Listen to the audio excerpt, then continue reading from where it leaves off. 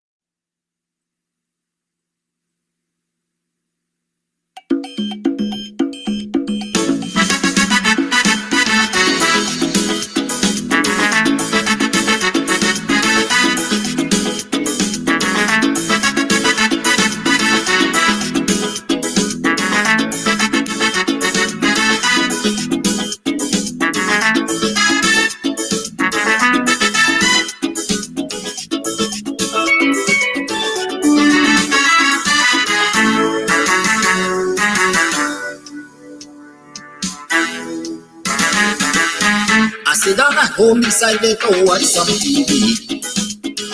listening to the news like Gordon Mosley, and listening to the things that he say he tracked in tonight, paying close attention to make sure I hear it right. But when I hear the things that he mentioned on the news, I had to declare them kind of thing got me confused. I hear some things where the ERC noticing, and it convinced me that people ain't learning nothing. We hear so many times about them big name calling, and they say the ERC pretend that they didn't learn nothing. But once you're black and you just decide to say a word or two, bet your life on that, they say the ERC coming for you. Listen to the things you just hear on social media. Only one set of people allowed to talk in one Guyana. I still say nothing, black people in learning. But this is my concern. I hope one day black people will learn.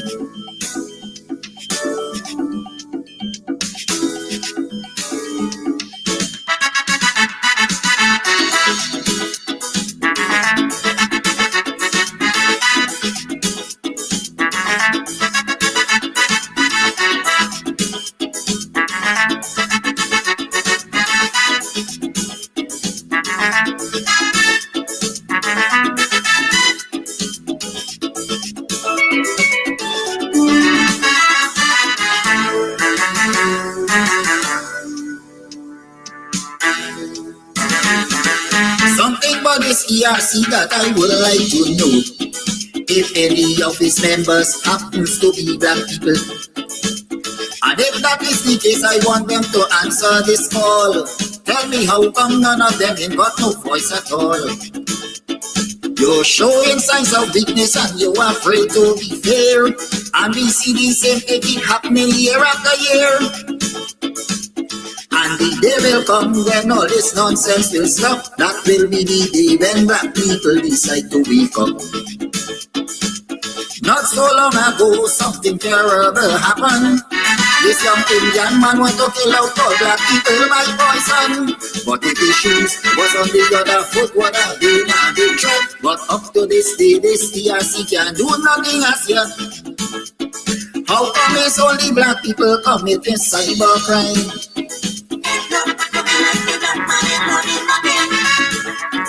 When pretty on social media fussing people all the time, I still say black people in learning. But one day will come when the entire table will turn.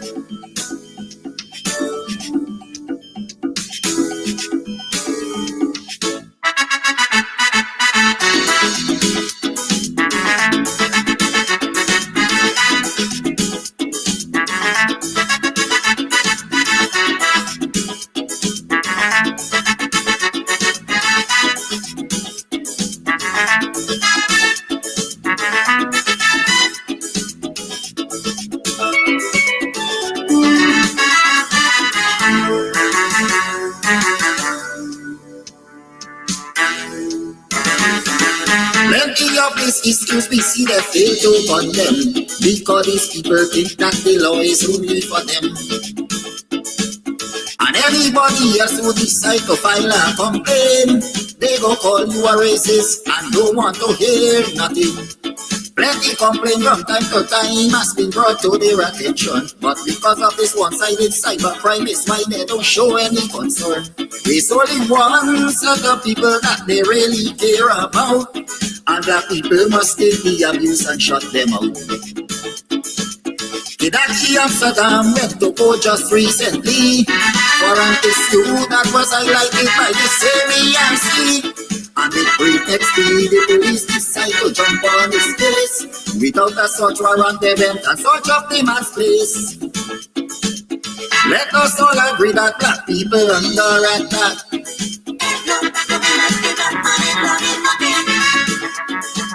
Different laws for you and me just because we black.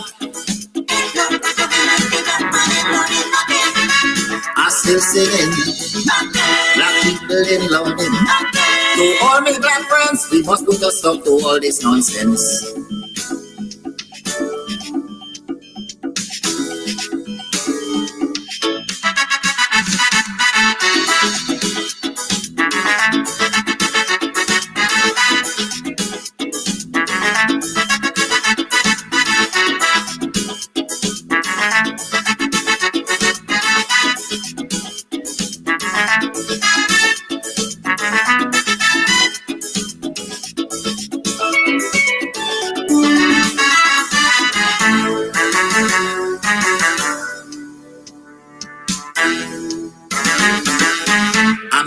Cybercrime laws to keep people silent, just to make sure nobody criticizes this government.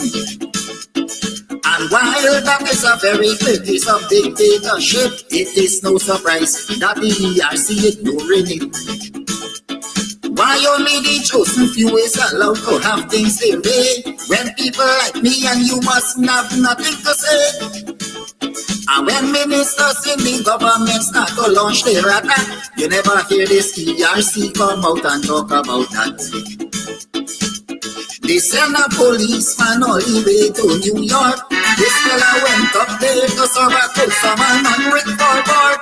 Under this thing, this government decide to fabricate a case, but like they forget the warning they get from Black T-shirt jades.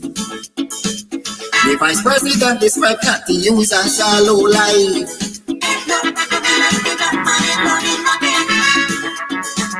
Because of this kind of abuse, he don't have a wife. I still singing, black people in learning.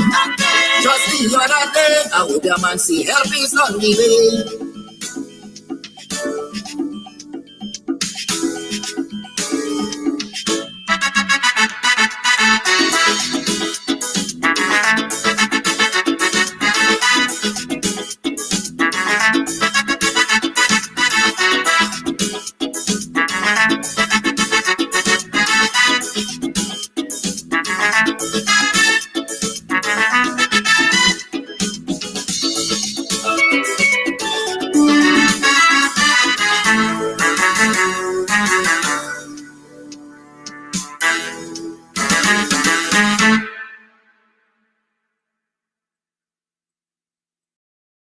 It's karaoke and oldies night this and every Thursday with Al Christie and popular DJs at Club Twilight Sideline down Buxton North. Here, trust me, if you are on the East Coast, you're in Buxton, you're in Tongue, you're looking for a place to get away to, this is the place. The Cutters, mwah. And then, of course, the ambience is beautiful, fully air conditioned. The decor is on point, the music's on point, everything's on point. So if you want to find a nice little place where you can just drive out of town and have some drinks, have some food, you can call, you can order your stuff and just take it. You don't have to stay. Or if you want to stay here, that's what's up. And of course, they have special events for Valentine's. You can rent a hall. You can rent a hall, honey. You can rent a hall for weddings, for birthday parties, to have a bash. I hope he edits that out.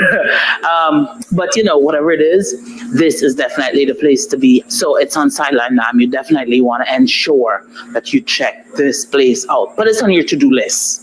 All right, on your to-do list. This is definitely the place to check out, you know, a really cool, chill spot here in Buxton. I like this. This is Buxton needed this. We needed this. I needed this. You definitely needed too.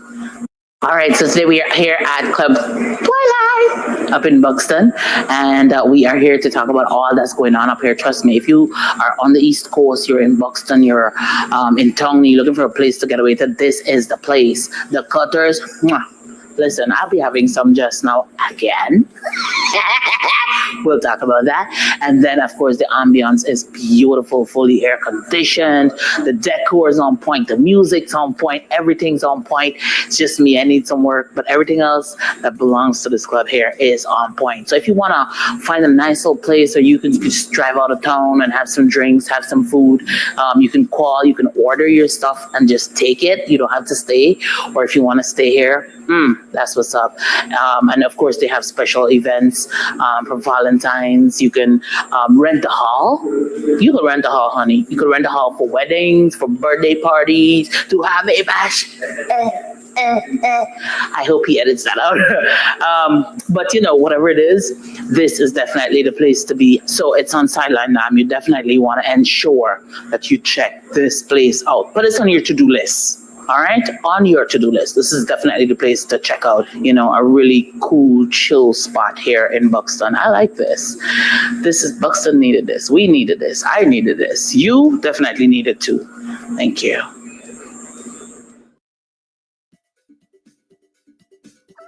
Stop running around like headless chicken. Go to Ashton's Marketplace for whole and cut chicken, beef, pork, processed meats like bacon, beef franks, smoked ham, ground pork, calabresa, and lots more.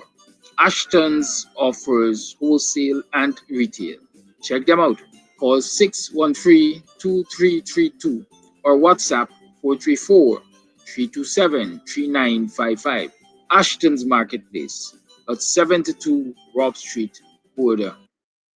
All right, so you might be wondering where we are. Still in Buxton at Club Twilight. That's where we are. So Club Twilight also has like an Airbnb as well.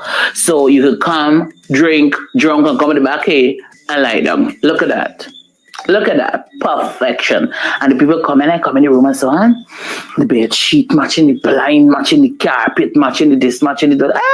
We know but we things in Buxton don't play with we. So definitely if you want to come and you may be having a wedding or whatever and you just want to overnight and just have a good time because you're going to be drunk. We got too much road accidents.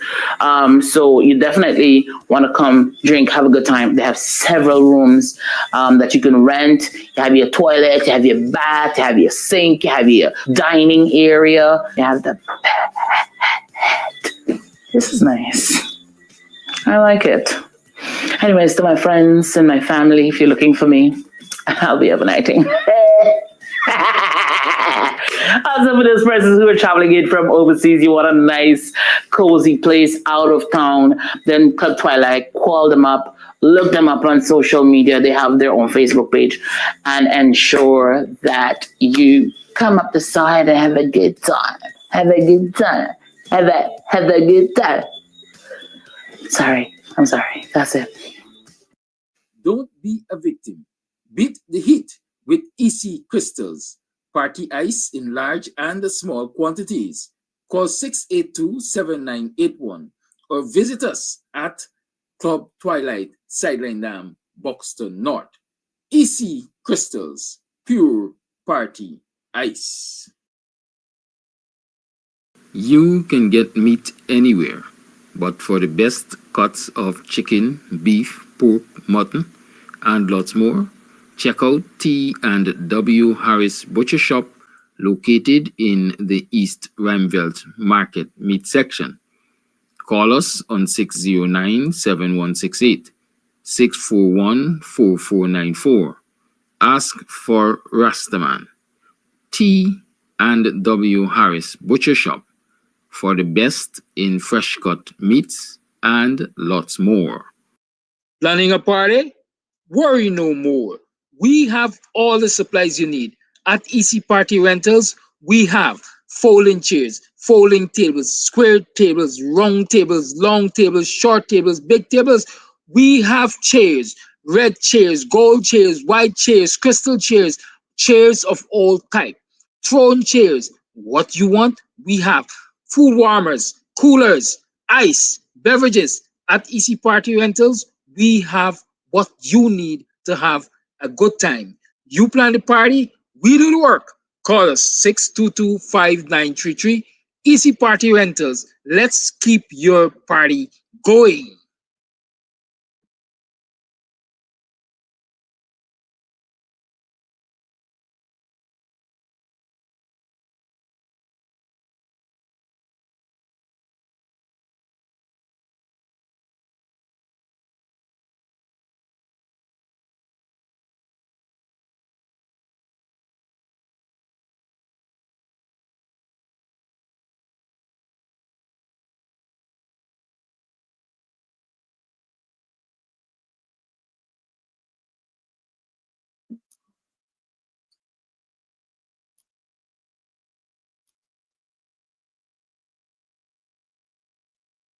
Hi, hello. Good morning, y'all. Welcome to another program of Guyanese Morning Time. I am your host, Kidaki Amsterdam. How you been doing? How was your weekend?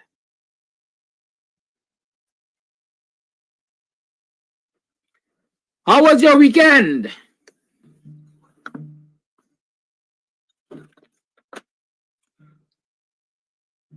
How was your last night?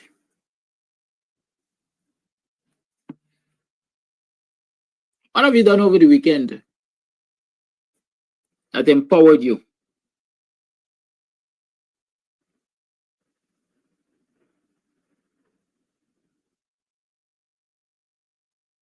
What have you done over the weekend that empowered you?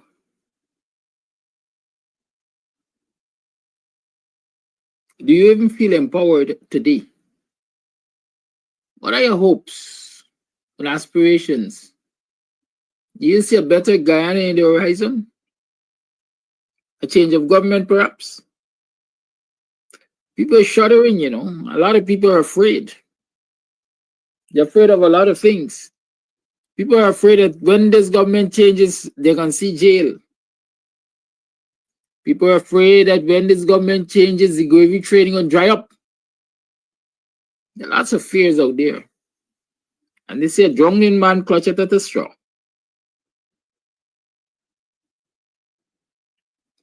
And clutching at straws is what we've been seeing in this society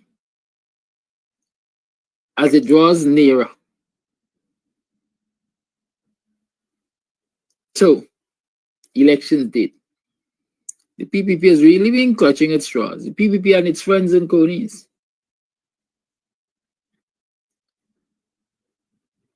I'm going to share some of those straw clutching incidents with you in the course of our discourse this morning. But there are other serious issues relating to governmental failure that I will also be discussing with you. So share the life, please. And thank you. Share the life. Call a friend, tell a friend that this Monday morning it is 26 minutes to the 8 o'clock hour. So all of you 8 o'clock workers should be on your way. You know, the morning commute is difficult on the East Coast. I wonder what it looks like. Let me see if I can find it.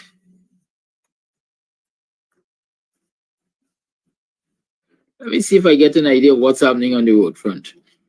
Yes, call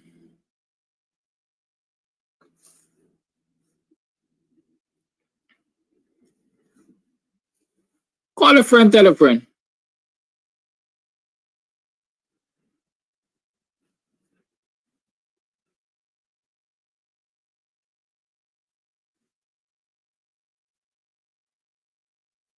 Call a friend, tell a friend that we're over the side. Okay?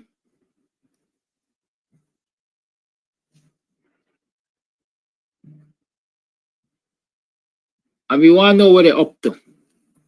Let them come join the broadcast this morning and let's talk about some things. Govi's Bank now has a camera. There's a new camera added by Pixels Ghana. Yeah.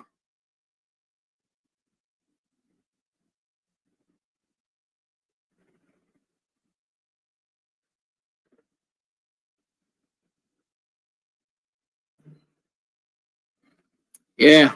All right, let's talk. Let me start by addressing someone of them that I see early this morning. I said I want to see the East Coast Road. So what's happening at Monrepo? Monrepo doesn't look that bad coming up, but going down looks like not that bad either. Those of you who would like to have a look. I don't know what the operators of Pixels Ghana, but I can say it's one of the positives I like. It's one of the positive things which have happened in terms of technology, the use of technology. That's what the Monrepo traffic camera is telling us. At 7 hours 37, looks relatively free flowing traffic, right? Traffic is relatively free flowing there, which is a good thing. Normally, the congestion is sickening, it's crazy, it's mad, all what you want to call it. But I know it looks like traffic is free flowing at Monrepo. Yeah, maybe when you go, most times when you go lower down, you encounter some issues. And my problem usually is, I believe, I don't know if I'm right, and if any of you have ever come to that conclusion, but in many instances, traffic becomes chaotic when the police is out there. I don't know if it is that Guyanese are afraid of police presence on the road, or the police themselves contribute to chaos on the road. Right? Me not make no judgment on that. Y'all could make your own judgment on that. Who wants to know what's happening at Diamond? Let me see. So if you're still home and you want to see the traffic, this is what's happening at Diamond. It looks relatively free-flowing also. Right? That's the Diamond traffic. Good. Anyhow, I'm not a traffic monitor. I said I'm going to talk about some things. Let me start with this house allocation and thieving state property for your friends and cronies and so on. Last week we closed out the week basically talking about land allocation and the fact that over a period of time, perhaps Ahmad had gotten about 70 acres of land from the government of Guyana, prime development, prime estate. Good. And I shared some quotes and some from some people talking about how many years ago they applied for house lots and couldn't get any.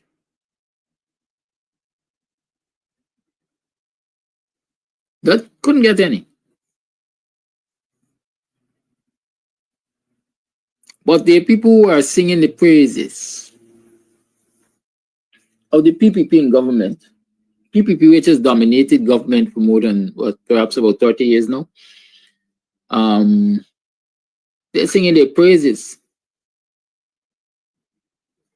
because during the period of scandal, they decided we're going to do something positive to camouflage the negative that's happening in the Ministry of Housing or Central Housing and Planning Authority, whichever you want to call it.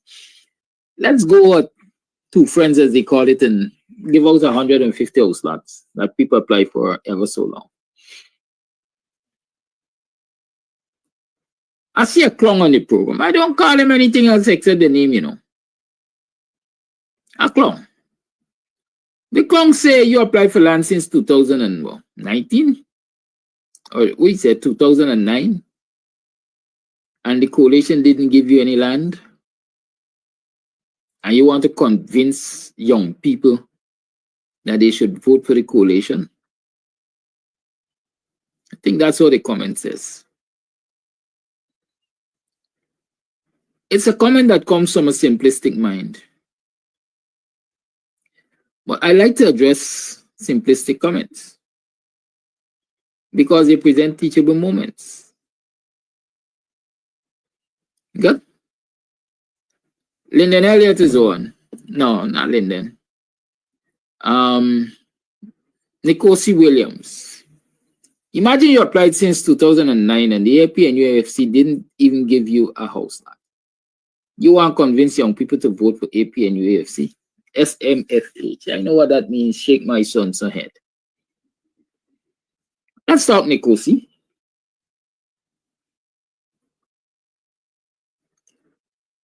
The fact that you believe, and this is my interpretation, Assuming you're right that I applied for land since 2009, it means the PPP would have been in office for an additional 6 years.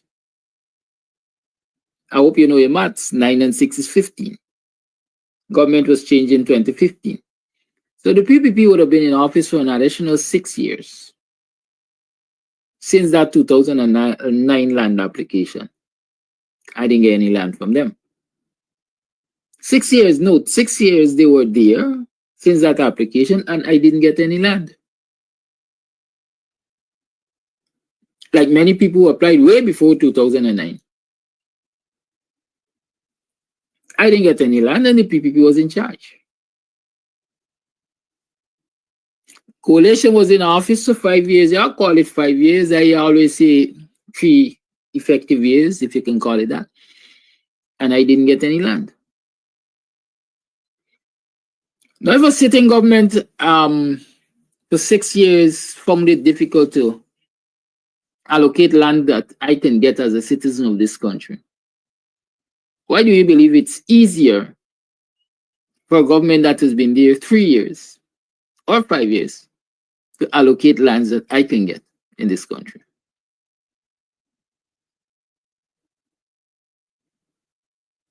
Basic question. But that's not where you're coming from, Nkosi. You're coming from the point of view that, hey, you, Kidaki, you were close to the government. You work with the government. You work in the office of a minister of government. And they didn't give you no land. So why then should you encourage young people to support them? If you see things from where I see things, you will understand that you have just said to me and said to the world that cronyism, nepotism, friends, family, and favorites was not necessarily the order of the day for that 5 years that the coalition was in office.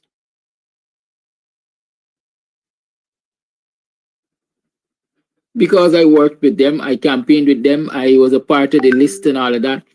And so one might assume that I was either friend, family, favorite, or crony. But they didn't give me any land.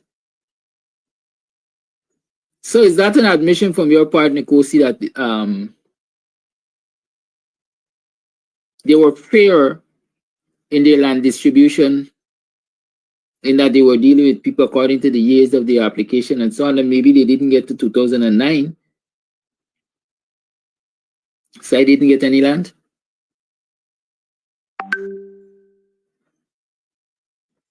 That's not an indictment on the coalition. I'll tell you that quite frankly. Because there was a government in place 6 years before they got into office since that application, and I didn't get any land. And so it would have been quite questionable. How he get land so quick? Because he is close to the government, is why he get land so quick? Huh? And then if I had gotten land in all of the same criticisms that are apt for the PPP would have been up for the coalition at that time, because it would have meant that I skipped the queue. How about that?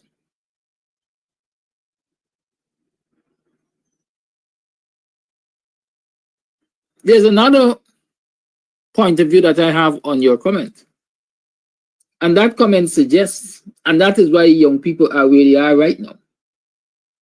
A lot of our youths, that is why they are right now lining up behind the PPP, claiming that the PPP is good for them and money got for make and bread got for eat and so on. It comes from a position of selfishness. Because I close to government, I must get preferential treatment. That's not me. And that shouldn't be anybody. What should occupy your mindset is fairness.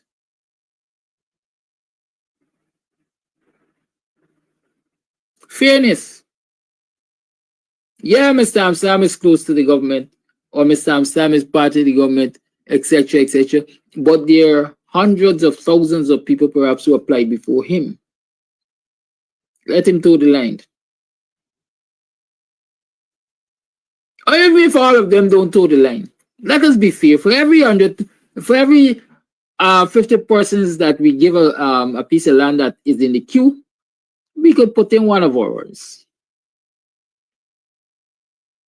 So the disparity, if you want to call it that, might be a 50-1.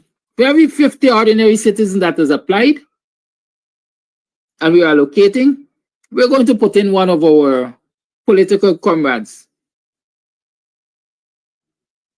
who has not yet reached the time to be allocated based on the year of application. We could do that. But no. The likes of you and Nkosi and Kosi, whoever your name is, would rather see a PPP which brings all of their friends, families, and favorites to the front of the queue and give them lands and give them resources.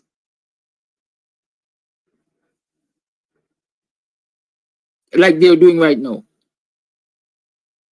70 acres of land, do you know how that would have impacted and can impact the long list of people who have been waiting for lands that they applied for since Noah was a boy under the PPP? Huh? But no, they gave it to one individual for the development of gated communities and crap like that. They're only concerned about their friends, favorites, and families enriching themselves further. Is that the kind of government you want to support, Nkosi or Nkosi, whatever your name? No. I will forever encourage young people to vote them out of office. Because I believe Guyanese deserve better. Guyanese must not live in this uncertainty. Guyanese must live in a society of certainty where you know that there is an established procedure for you to benefit from the resources of this country. And so long as you follow those procedures, you are going to be awarded your benefit.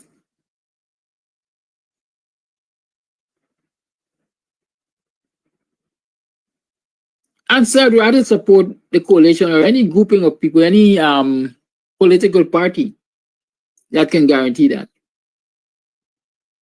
We've seen the PPP at work and we know it ain't coming from them.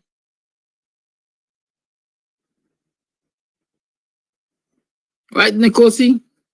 You might be a young man, I don't know.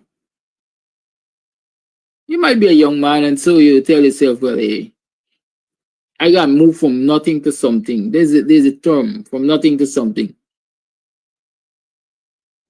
If I could get to jump the queue and get a plot of land, then the government is good to me.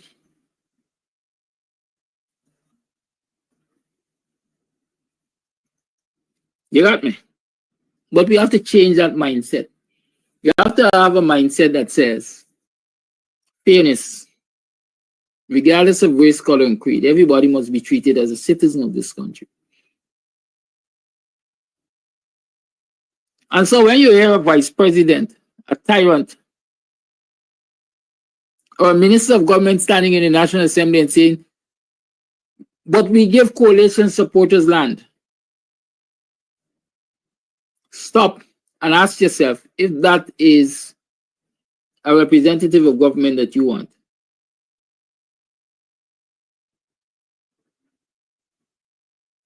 Because they can divide land distribution into coalition supporters or opposition supporters as against government supporters. When in actuality, land distribution should be considered in terms of Guyanese. All Guyanese should have access to land and have it equally.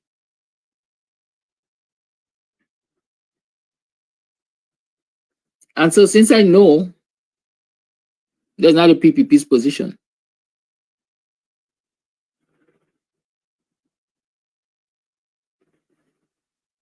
I will encourage young people to vote them out because young people deserve better.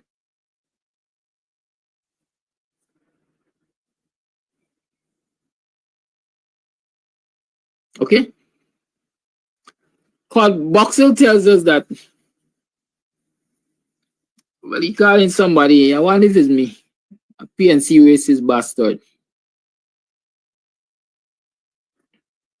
If it's me, let me set the records right. I'm not a bastard.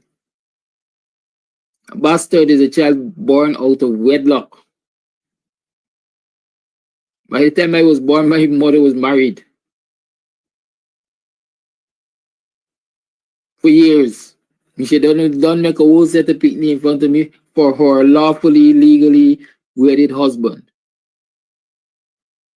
Right? So let me get it right. I can't be the bastard. Most of you call people bastard are in yourselves bastard because your parents married on the bamboo. Like Jagyu married Vashni on the bamboo. There's no legality to that. So most of you like call people bastard, you're bastards and you don't even acknowledge it. Good. But don't let me get to the near personal. Let's deal with what is.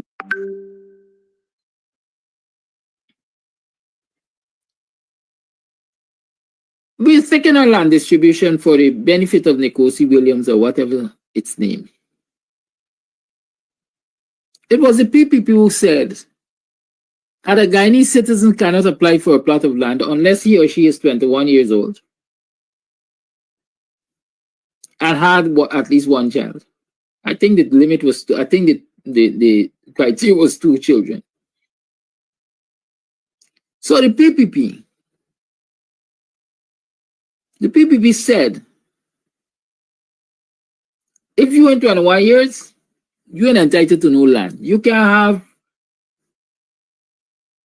ambition to develop something of your own.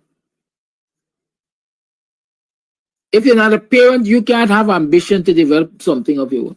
That's what the PPP said. I'm interpreting their policy. When the coalition got into office, the coalition changed that. As long as you become an adult, 18 years old, you could have applied for a plot of land. Check it, go check the records. There was no criteria but 21 years and met children and all of that.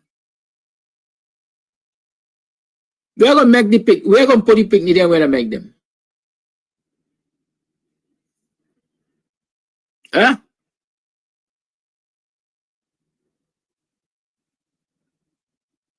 Answer the question. We're gonna put them, we're gonna make them. So the PPP's policy is a policy that starts people from a position of poverty. It starts people from a position of poverty. Go make children with no place to put them. Maybe shack up with 3 generations in your great-great-grandparents' home. In a 1 or 2 bedroom home where everybody hearing each other's songs. And then you could apply for us to us land. What about making it possible like the coalition did? Once you become 18, apply for land, you're Guyanese, you're entitled to it. And so you can start planning your life from your early adult age.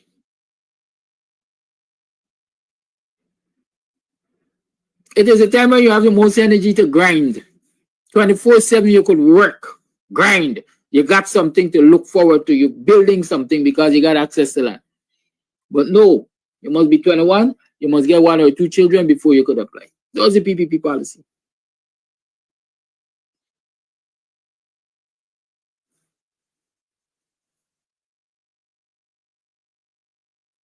The coalition changed it to 18. As soon as the PPP went back into office, what they did? They undid that. They undid that. And so, as a young man, Nkosi, wherever you be, I want you to ask yourself if that is a youth-friendly policy the PPP has. You might not see a problem with it because you are a part of the clan. You got a friend, family, or Kuni in government that you could beg for piece land or use your connections and get piece land. But what about the ordinary Guyanese youth man or young lady?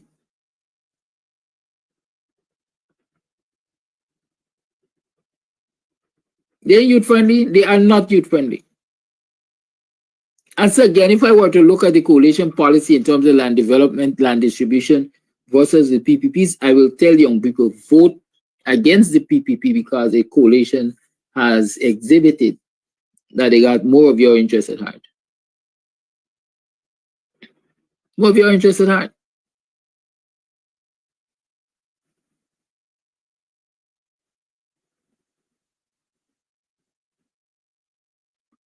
Why y'all didn't do nothing for y'all people?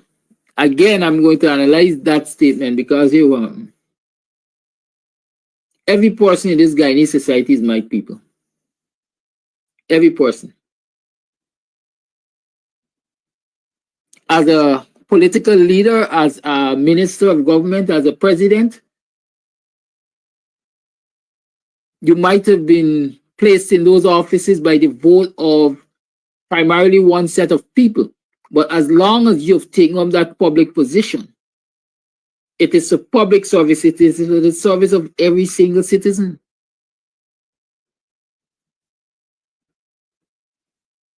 You must serve every single citizen. That is the problem. That is what I'm saying to you. When you can have a minister and government telling people that but we give coalition supporters or we give opposition supporters land too. Something is wrong, mentally wrong with that person. Because once you're a minister of government, you're not you're not a PPP minister of government, you're not a PNC minister, you are a minister of government for the people of Guyana. And your policies are supposed to reflect that. And we don't get that from the PPP. And we deserve better. And so I will tell young people, there's another reason to vote them out. Who's this here? Good. Let me continue to tell you about why I believe young people should vote the PPP out. There's a story that is making the waves.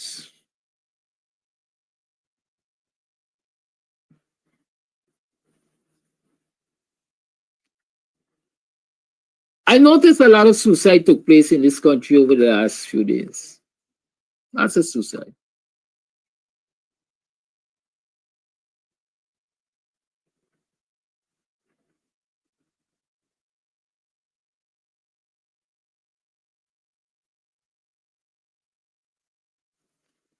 Lots of suicide. Only PPP, Ghana used to be the suicide capital. I remember that. Huh? Under the PPP, Ghana used to be the suicide capital. When the coalition came to office, there were lots of systems put in place to address the issue of suicide. I can't remember, but I am almost sure I want to put my, if you ask me, I will place my bet there to say that it was the coalition that moved for the decriminalization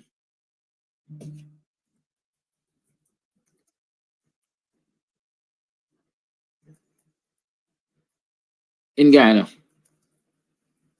Y'all know about? Y'all remember that?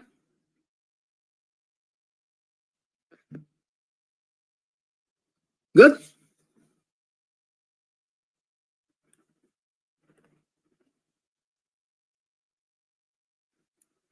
Decriminalization of suicide.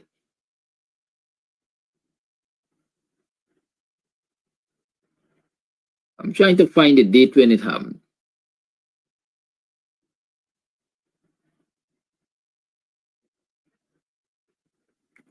Good. But I know a bill was voted on in 2016, would have amended and so on, and decriminalized suicide implemented 2014 mental health strategy. Anyhow, but suicide was decriminalized in Ghana. I'm thinking the possibility is it was done under the coalition government. But even if it was not done under the coalition government, placed emphasis on the Ministry of Social Protection, they call it at the time. The Ministry of Social Protection, there was a lot of emphasis on the prevention of suicide. They didn't wait for people to die. They take preemptive actions. They had a suicide hotline, they had counselors, they had support systems. And the rate of suicide in Ghana per capita was reduced. It was reduced. I was reducing. I challenge the current Minister of Social Services. I challenge the current Minister of Social Services to declare to the nation what is the suicide rate in Ghana right now. And what systems they have in place to deal with suicide.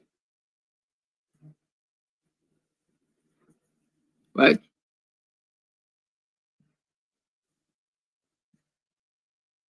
Ghana's suicide rate. Ghana's suicide rate for 2019 was 40.3%.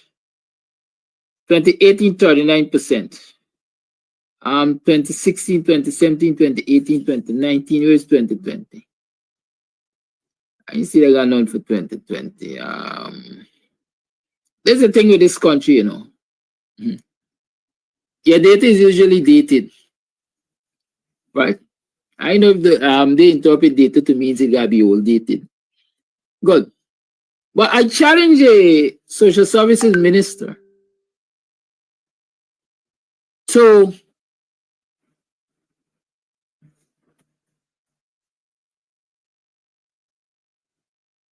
tell us what the suicide rate is currently in this country and what systems they have in place to prevent suicide, especially among our young people.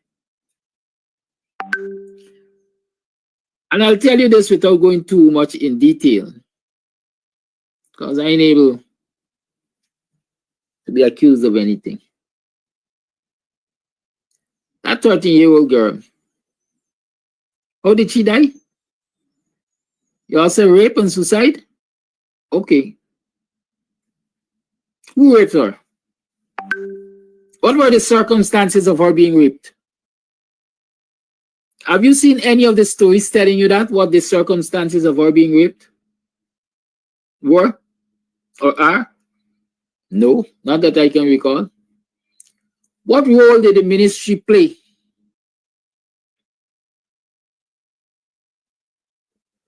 What role did the ministry play in protecting that girl, that 30-year-old that was raped? What pushed her to committing suicide? Kosi Williams, these are questions you can ask your friend, what's your name? Vindi, over the ministry there. Ask her if she has had an hands-on, if she has even requested a briefing in relation to that particular matter.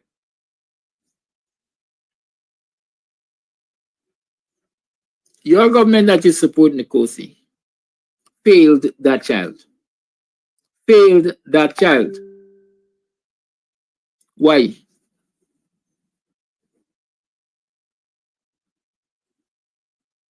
It is alleged that she was raped by a family member, confided in a teacher, confided in one of her teachers. The teacher did what the teacher was expected to do.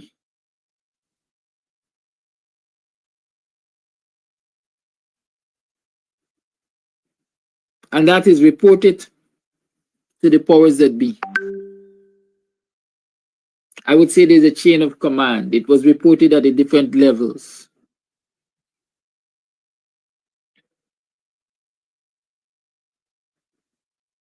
Counselors intervened.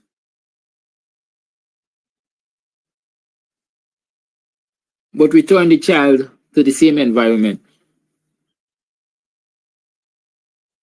That's a failure. Social services failed.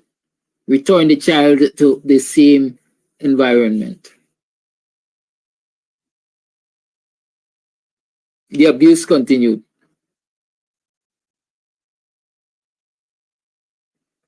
You know the rest. Child committed suicide. I see somebody say suicide is mental illness. Yeah, it's mental illness not all the time. Sometimes people push it to it. Sometimes you come to the conclusion that even death is better than what you're going through. And since the home was failing and the authorities were failing, and the so-called agencies that were supposed to protect me as a child, they're all failing. Oh God. I get overwhelmed as a 13-year-old. What's the best way out of this? God forgive me.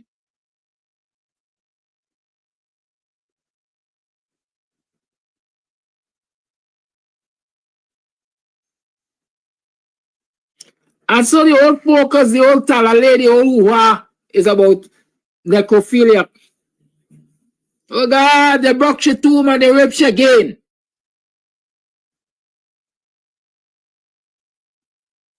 Child is dead, is unfortunate.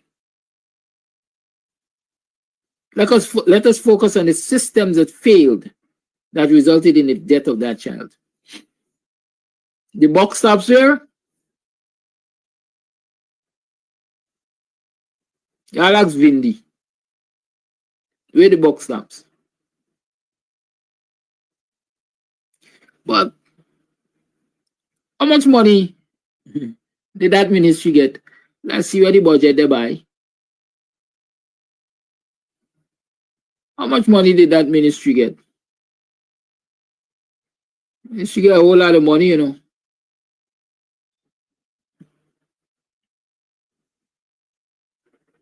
A whole lot of money that ministry get.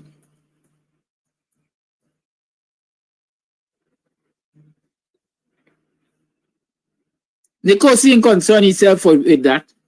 Nicosi concerns himself with what he can get from associating with the PPP. But it's not failure. They are our biggest assets, youths. Youths. But we're failing them. Simple thing of social protection. We can offer them. We cannot offer them. Are there halfway homes in this country where we can put our children when they face certain challenges?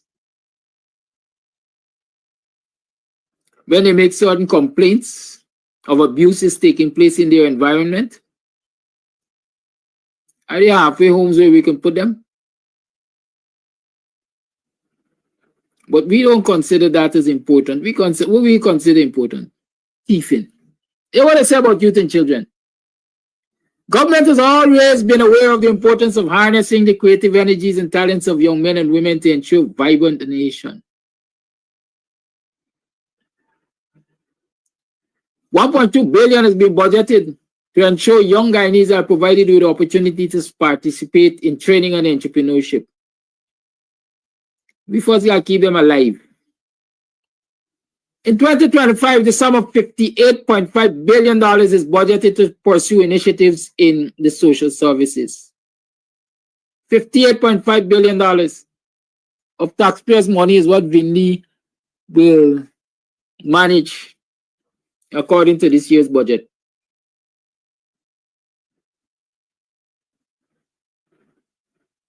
$37 of it is to pay old age pensions. $298 million is to subsidize water. $882 million is to provide electricity subsidies. $800 million is to begin construction of a new elderly care facility. Did you hear anything about youths there? Nothing. Not a thing about victims of rape, etc. Right? Not a thing about victims of rape, etc. And you ask yourself why a 13-year-old was left in an environment that was unsafe for her and she died? Because your government, Nicosi Williams, or whatever your name, doesn't have a clue about what it's doing with the taxpayers' money. Not a clue they ain't got.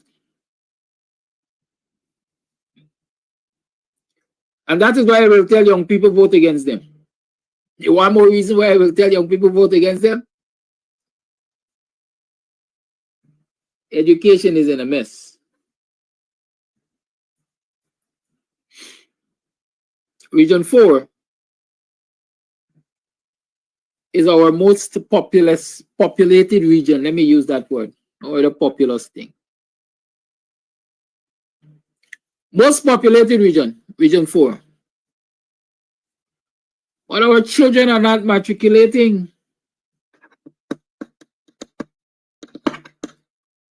You know that?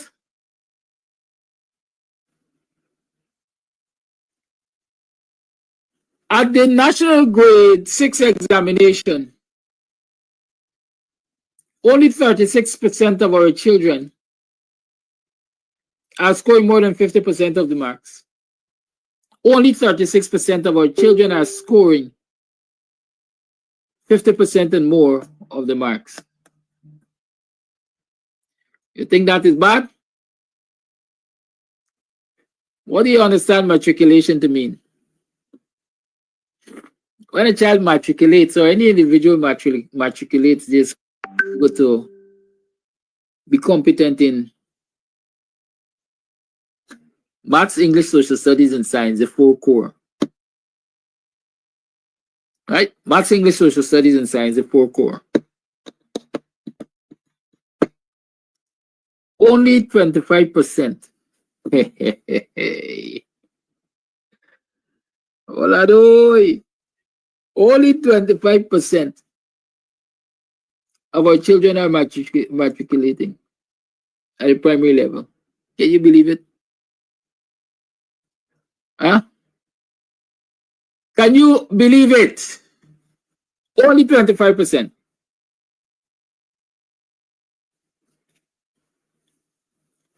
But the same ministry, the education ministry,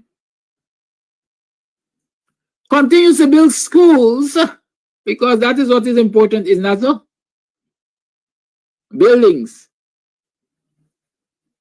They have been allocated $175 billion. Sitara Gal is placed to manage $175 billion. $36.2 billion is to build school. Advanced works on schools, including this, that, the other, the next. $5.5 billion is to finance national school feeding program. Let me take a pin, because I'm talking about young people, you know? Yeah. I always say, don't tell me about education if you're hungry. But I also want you to know that if you're not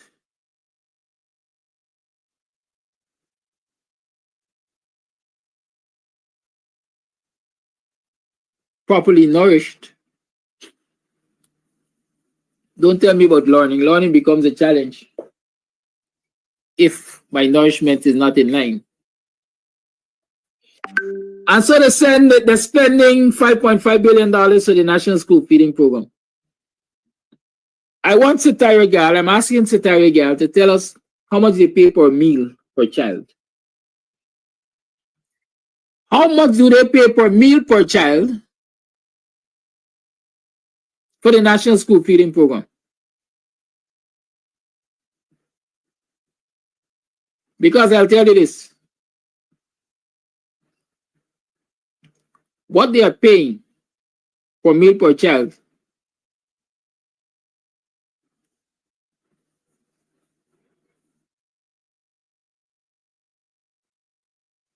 is so low. It's so low that the contractors, the caterers, whatever you call them, cannot really and truly provide a balanced meal, if I can call it that, for those children. So when you go into a school, on the school feeding program, you see a sandwich that got a smattering of cheese spread, if you can call it that, more butter than cheese and so on and so forth, on one side of the bread.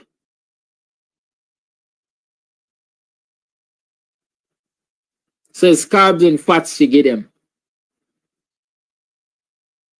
Nothing else to add to the nutritional content in that meal. No veggies and so on. You see them with a bag of pulori. Y'all go walk around the schools and see what they're getting as part of the school feeding program.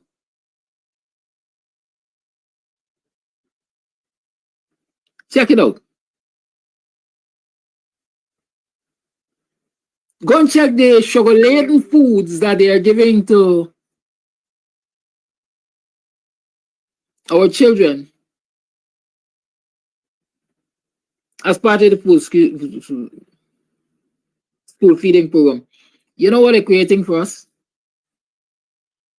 Issues that the $10,000 healthcare grant can't address. Issues that the $10,000 healthcare grant can't address. And since the question was, what did Granger government do and so on, I want you to go and do a comparison of what the children were receiving as part of the schools feeding program under the coalition government. I can tell you, for starters, dietitians were involved and the kitchens were centralized. Note, the kitchens were centralized. They didn't farm out contracts here and farm out contracts there and farm out contracts there to the friends, family, favorite cronies and so on. Those kitchens, as far as I remember, were managed by government agencies. And people were hired to work those kitchens. And so there was proper supervision as to what was prepared. So like I usually say, what the PPP does is enough to say they're doing. And for scrapeheads like Nicosi Williams to say, yeah, the PPP, but they ain't got a basic understanding to analyze what is being done and how it is being done. It's a hustle for the friends, cronies, and favorites of the PPP. They ain't got an inkling of what is a good meal for a child who is in school, who needs nourishment for the brain, as we like to say. Pulori, a whole lot of carbs and sugar is the same thing. We're going to get a lot of diabetic children, childhood diabetes, if we continue along that line. But, oh, Gavin said they're paying about $200 and something. Gavin, I would like you to share with us if, or anybody who, a homemaker, for example, can tell us, give them $300 a meal. It's less than $300. What can $300 prepare for a child? Well, you got to take out profit from that.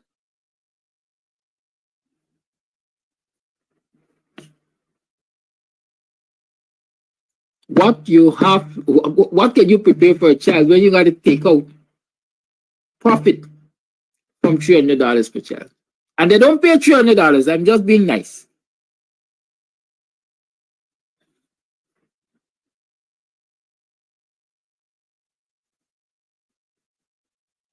Right? But the aim is to enrich or appease their friends, favorite, and cronies and so on, because they have a person like Nicosi might catch a contract for supply school meals. And so they're catching a hustler. They're on the gravy train. And they know to themselves that some of the things they prepare for them children, they themselves wouldn't eat. And they know to themselves that Nobody from the Ministry of Social Studies, Social Protection, nor Ministry of Education, nor even Ministry of Health got time to pay attention to them and that, because it wasn't intended for any good. It was intended for a hustle. It's a by vote scheme or by allegiance scheme. But they're good with that. So 5.5 billion are going to be spending on school feeding program. But I want to stick a pin and go back a little, because it all comes together.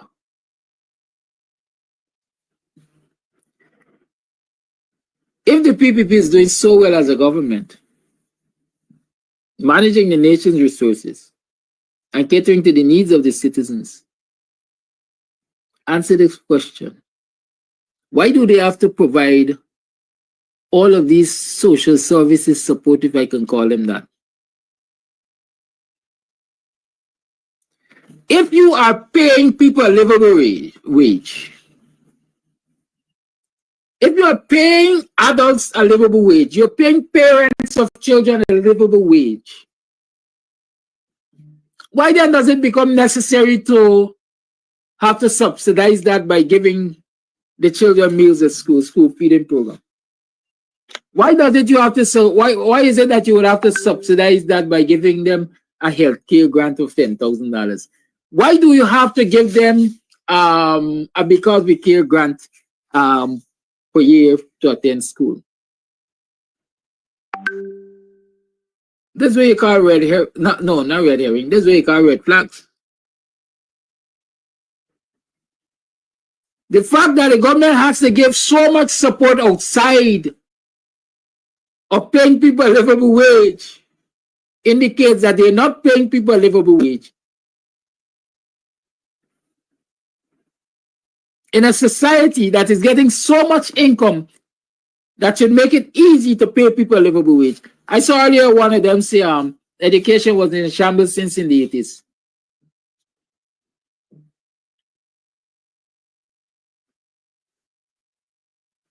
The first thing that came to mind is, as old people would say, life from the pit of hell.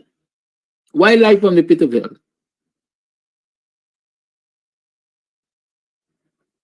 I was educated in the 80s. The quality of education we received in the 80s, despite the challenges of resources, was way better than the quality of education our children, our now generation, is getting despite the abundance of resources. Quality education, well, it has to. There's a linkage between facilities provided and so on and the quality of education. But a lot of our more educated people, professionals and so on, will tell you that they achieve quality education on the bottom houses, studying with jog lamps and street corner lights.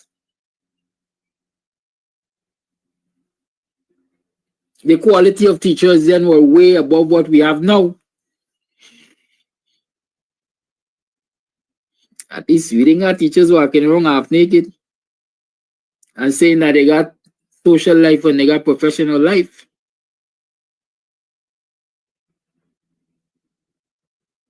There were standards.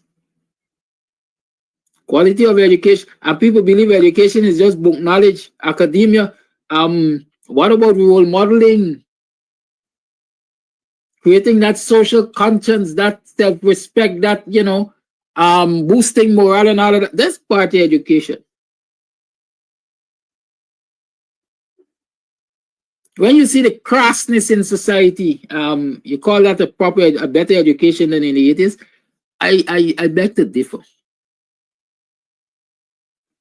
But in a time of plenty, all we do, we build these square buildings, we build schools, they say, we build schools, they say, we build schools, they say, that are nothing close to modernity. When we talk about education, 25% of our children are matriculating. In a time of plenty, when resources are there in abundance, When last you heard, or in the 80s coming all the way into the 90s, have you ever heard of $1 billion budget? Much less $175 billion allocated to the Ministry of Education? Come on, man, it's a couple 100,000 and a couple million used to be allocated back then.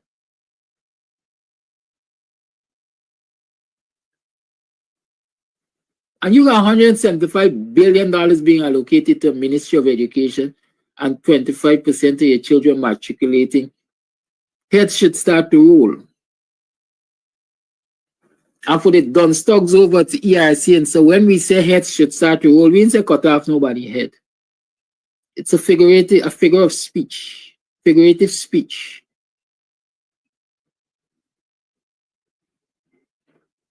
So y'all don't go again and say Kidaki said cut off people's head, which he never said. Talking about them done stocks over at ERC and elsewhere. All of them who monitoring this program, they're done, they're dark like a midnight Diwali night. Right?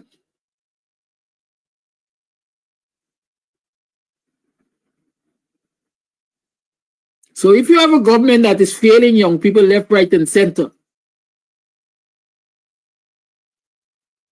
and engaged in corruption, stealing the nation's resources for a clique of them, then that's a government that should be voted out of office by young people. Because in this instance, we have the majority of the voter roll being youths. And the longer the PPP remains in office, the more disadvantaged youths will be.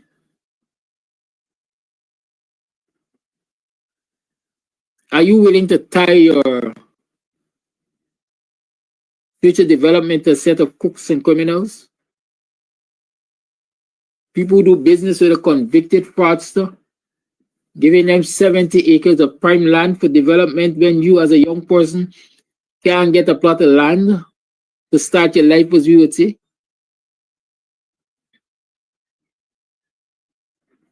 I got to bounce my head to support that.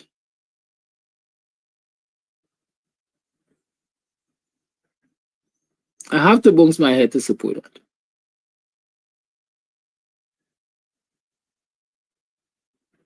So I'm saying as I usually do. The senior heads, the older folks, the adults have a duty to sit with those young people and have those chats with them, talk with them. Talk with them, show them some reasoning. Life is not about acquiring a car from nothing to something, because what happens when you acquire a car? Where are you going to live in the car?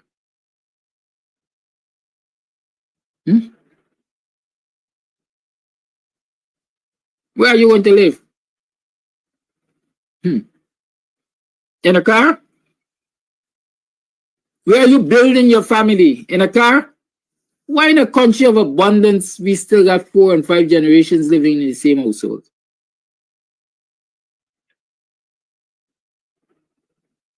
A grandchild asking a grandparent if they could build something at the back of the yard. An uncle asking a mother if they could build something under the family house.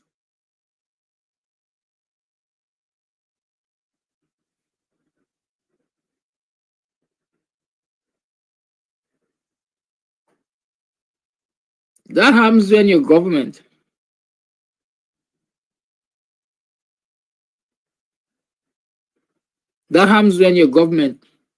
doesn't cater for your growth and development. It's 29 minutes to the 9 o'clock hour. I'll open up the line shortly. But I'm sure many of you saw the post from Nigel Hughes about what was happening at Leopold Street, I think.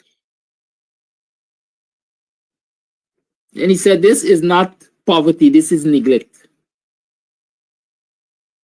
I see a lot of people were talking about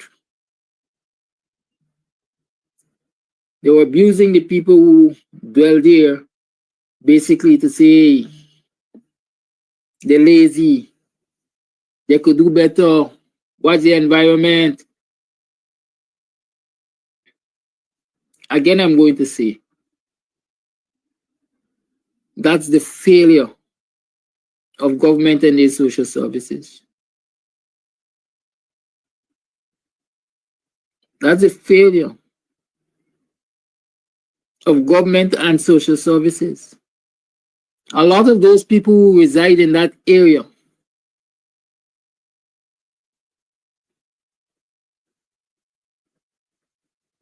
are intergenerational.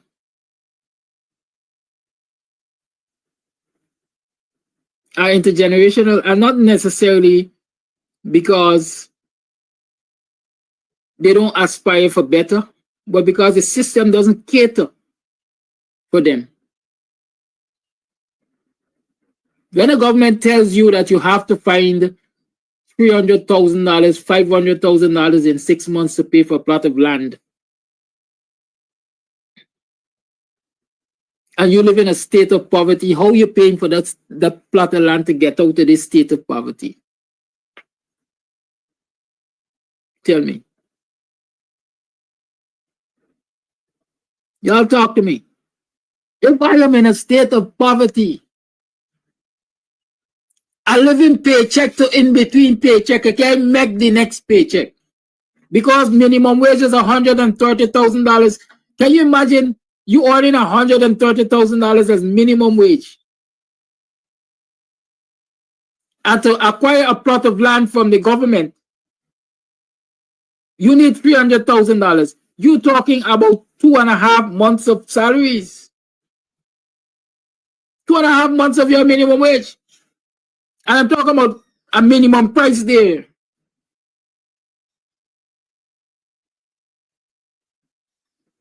And the first payment they tell you is coming $100,000.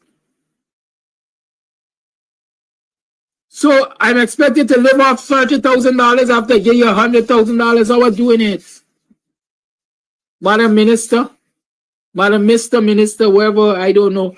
How are doing it? And then when you don't pay $100,000, you get 2 or 3 months or 4 months or 5 months to pay the rest. Let me say 5 months. You're asking for half of my $130,000 a month. How are doing it? And therefore your policies are shutting me out. And when I stay shut out, and the vicious cycle of poverty rolls over to my next generation and the next generation and the next generation, you got your people cussing me and tell me I'm lazy, I ain't got ambition, this is why it sets up. But do you have policies in place to lift me out of poverty? Huh? Do you have policy in place to lift me out? Even if I were to take your $100,000 one-off grant and pay it down on this land, where am I getting the rest from in 2 months to 5 months? And it's only acquiring the land, you know.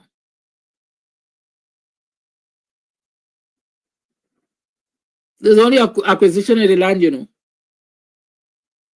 I still gotta get building materials, etc.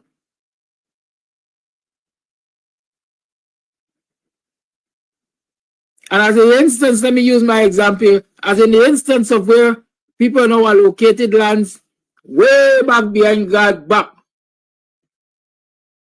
Imagine a poor man get a piece of land behind God's back. Just getting a truckload of sand to Buxton is $50,000. Imagine what it will cost to get a truckload of sand to that area behind God's back.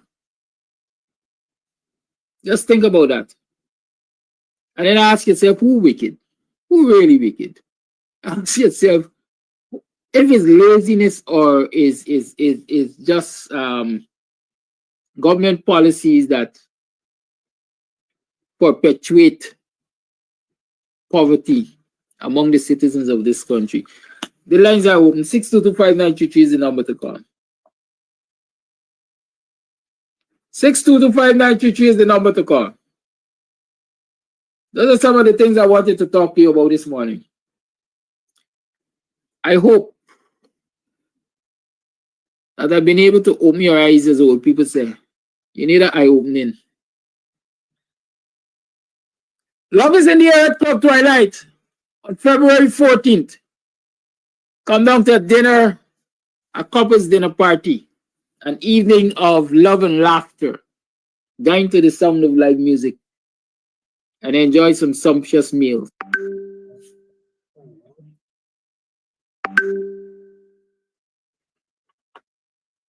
Follow you on. Good morning. Yes, good morning, Mr. Amsterdam, and good morning, everyone in the Guyanese diaspora. Good morning to all Guyanese, and happy Black History Month or African Guyanese Month to all those who are listening. On the topic of land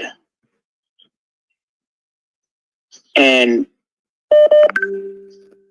politics, last week I said that when we consider our fight, we should compartmentalize our fight in two categories. One in the National Assembly of the Parliament and the other on the land issue.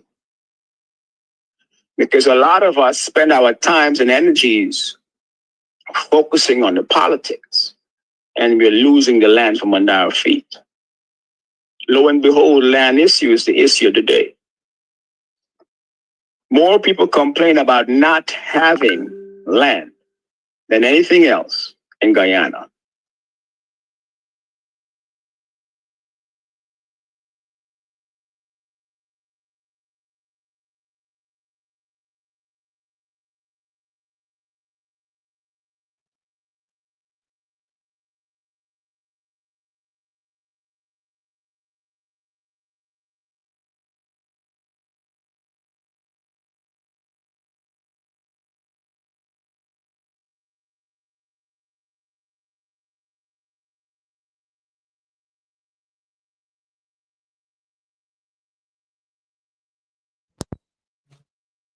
Morning, neighbor, morning. Are you morning? Welcome to another program of the Guyanese Morning Time. I am your host, Kidaki Amsterdam. It is 16 minutes today at the clock. Oh, how have you been? How you been? Oh, you know. How was it yesterday? How was it last night? What did you accomplish yesterday? What gave you hope? Not only for yourself and your community, but what gave you hope for this society? Talk to me. I need to know.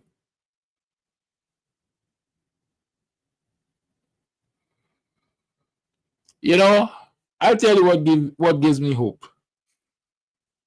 Every day I wake up, I see another scandal. Or before I go to bed, I see another scandal coming out of the PPP scam.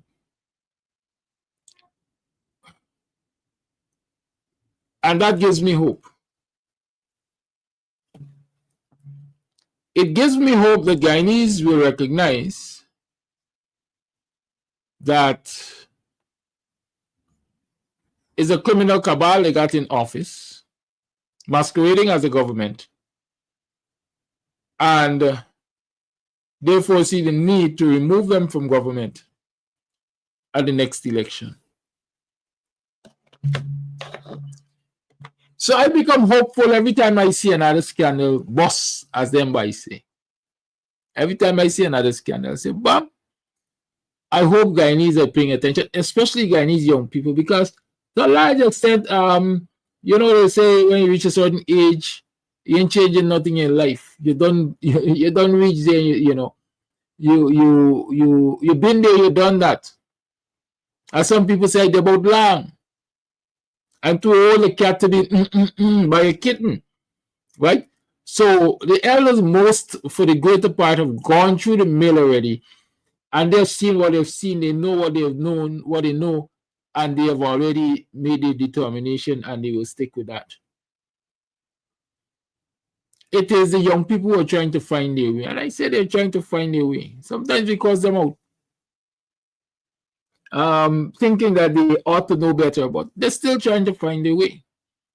Part of the challenge is that in trying to find a way, you're supposed to listen to some wisdom and some guidance and so on and so forth. Right? Old people set in their ways, but young people are trying to find their ways. And so when I see these scandals, I say, Bam, I hope this is another learning moment and teachable moment for the youths. I hope so.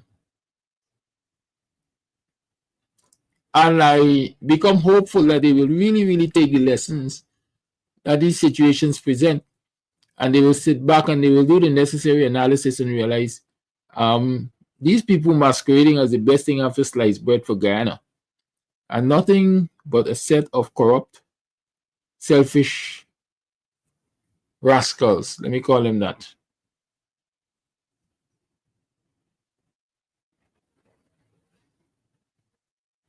So this morning we're going to talk about some of them selfishness and IPAS and so on the working poor in this country.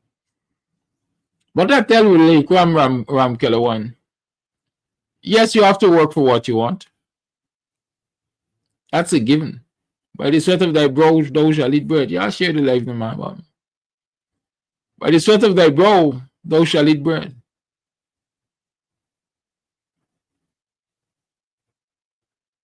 But even as I quote that, I quote also, what does it profit a man to gain the whole world yet lose his soul? And again, I quote, give unto Caesar what is Caesar's. But Ram Kelawan, do you understand anything that I've spoken about here? Huh?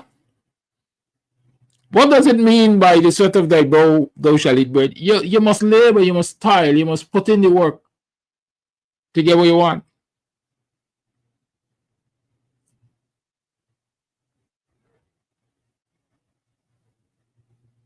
But while I'm putting in the work to get what I want, you have to give unto me what is mine.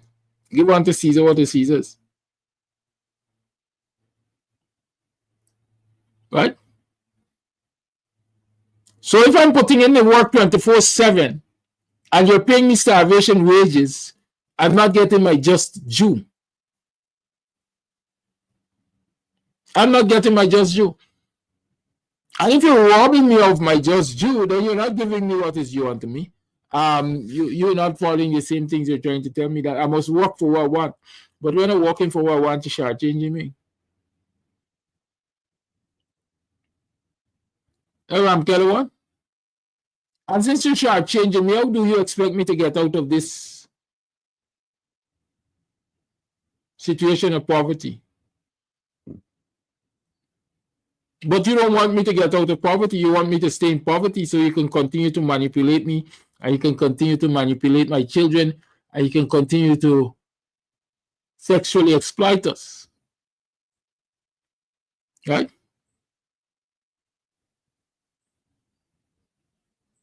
Are you following me?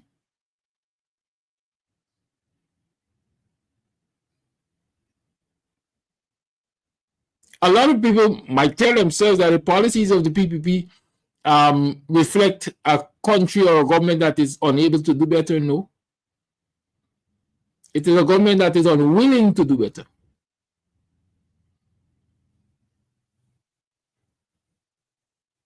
Unwilling to do better. Because the recognition is, if we do better for the people, then they're not necessarily going to come and grovel at our feet for the little that the little morsels that we're offering.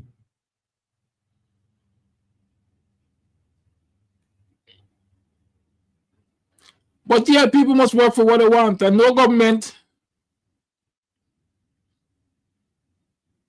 have to mind the lazy. No, government don't. The government doesn't have to mind any lazy people. But governments have to put in place policies that will ensure, number one, fair employment practices, and number two, in that fair employment practices, fair remuneration packages.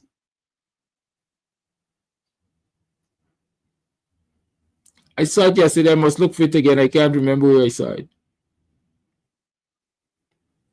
But Melly Mel posted yesterday what I would consider the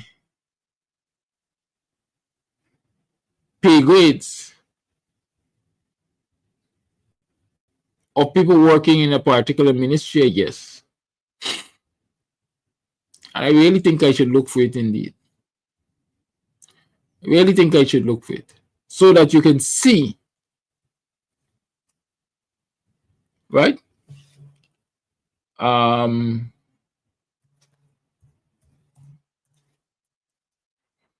You can see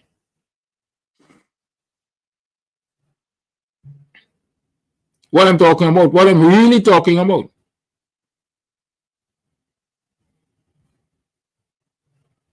Right? In terms of not paying people they just due. Where are my online producers? Y'all send the thing to me, man. Because I don't really, most times when I'm on program, it becomes difficult for me to multitask to find stuff. But like I was saying, if I'm working and you're not paying me adequately, then I can't pull myself out of poverty. I'm forever dependent on you. Somebody's asking about the protest at GCOM. It starts around 12. I can't pull myself out of poverty. And if the policies of the government are not aimed at lifting people out of poverty, then I will remain in poverty. And my generations will remain in poverty because I can't do anything for them.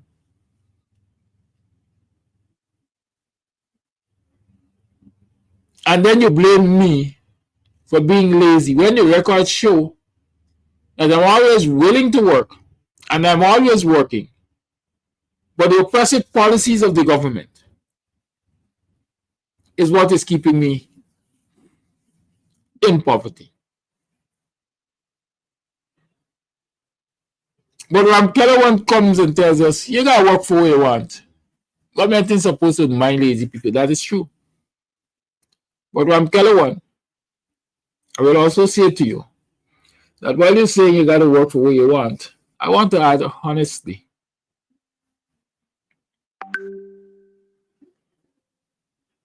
Because a lot of you folks who come and tell us that we must work for what we want are stealing to get what you want. You are stealing to get what you want. And there's no question about that. Ramkela, I want you to explain how a man that is dirt poor becomes a multi-billionaire in 4 years in office as the Minister of Government. I want y'all explain that. I want y'all explain how a woman or some confused person who they driving around some old car becomes a multi-millionaire in 4 years of being in government. If they're just working for what they want, if they work. Companies started to develop, start to have more staffing, more management start to come. I want you to tell me that. This morning I'm leaning on Travis Chase and Melly Mel for the receipts, as they say. Yeah, I get the receipts. See this receipt, eh? This one is about a man named Mustafa. Y'all know him? He's the Minister of Agriculture. He's the man who apparently has an innate hatred for African Guyanese. That anything that he can do to oppress them, he will do. Like digging a canal straight through the villages of Manchester, Liverpool, Lancaster area there.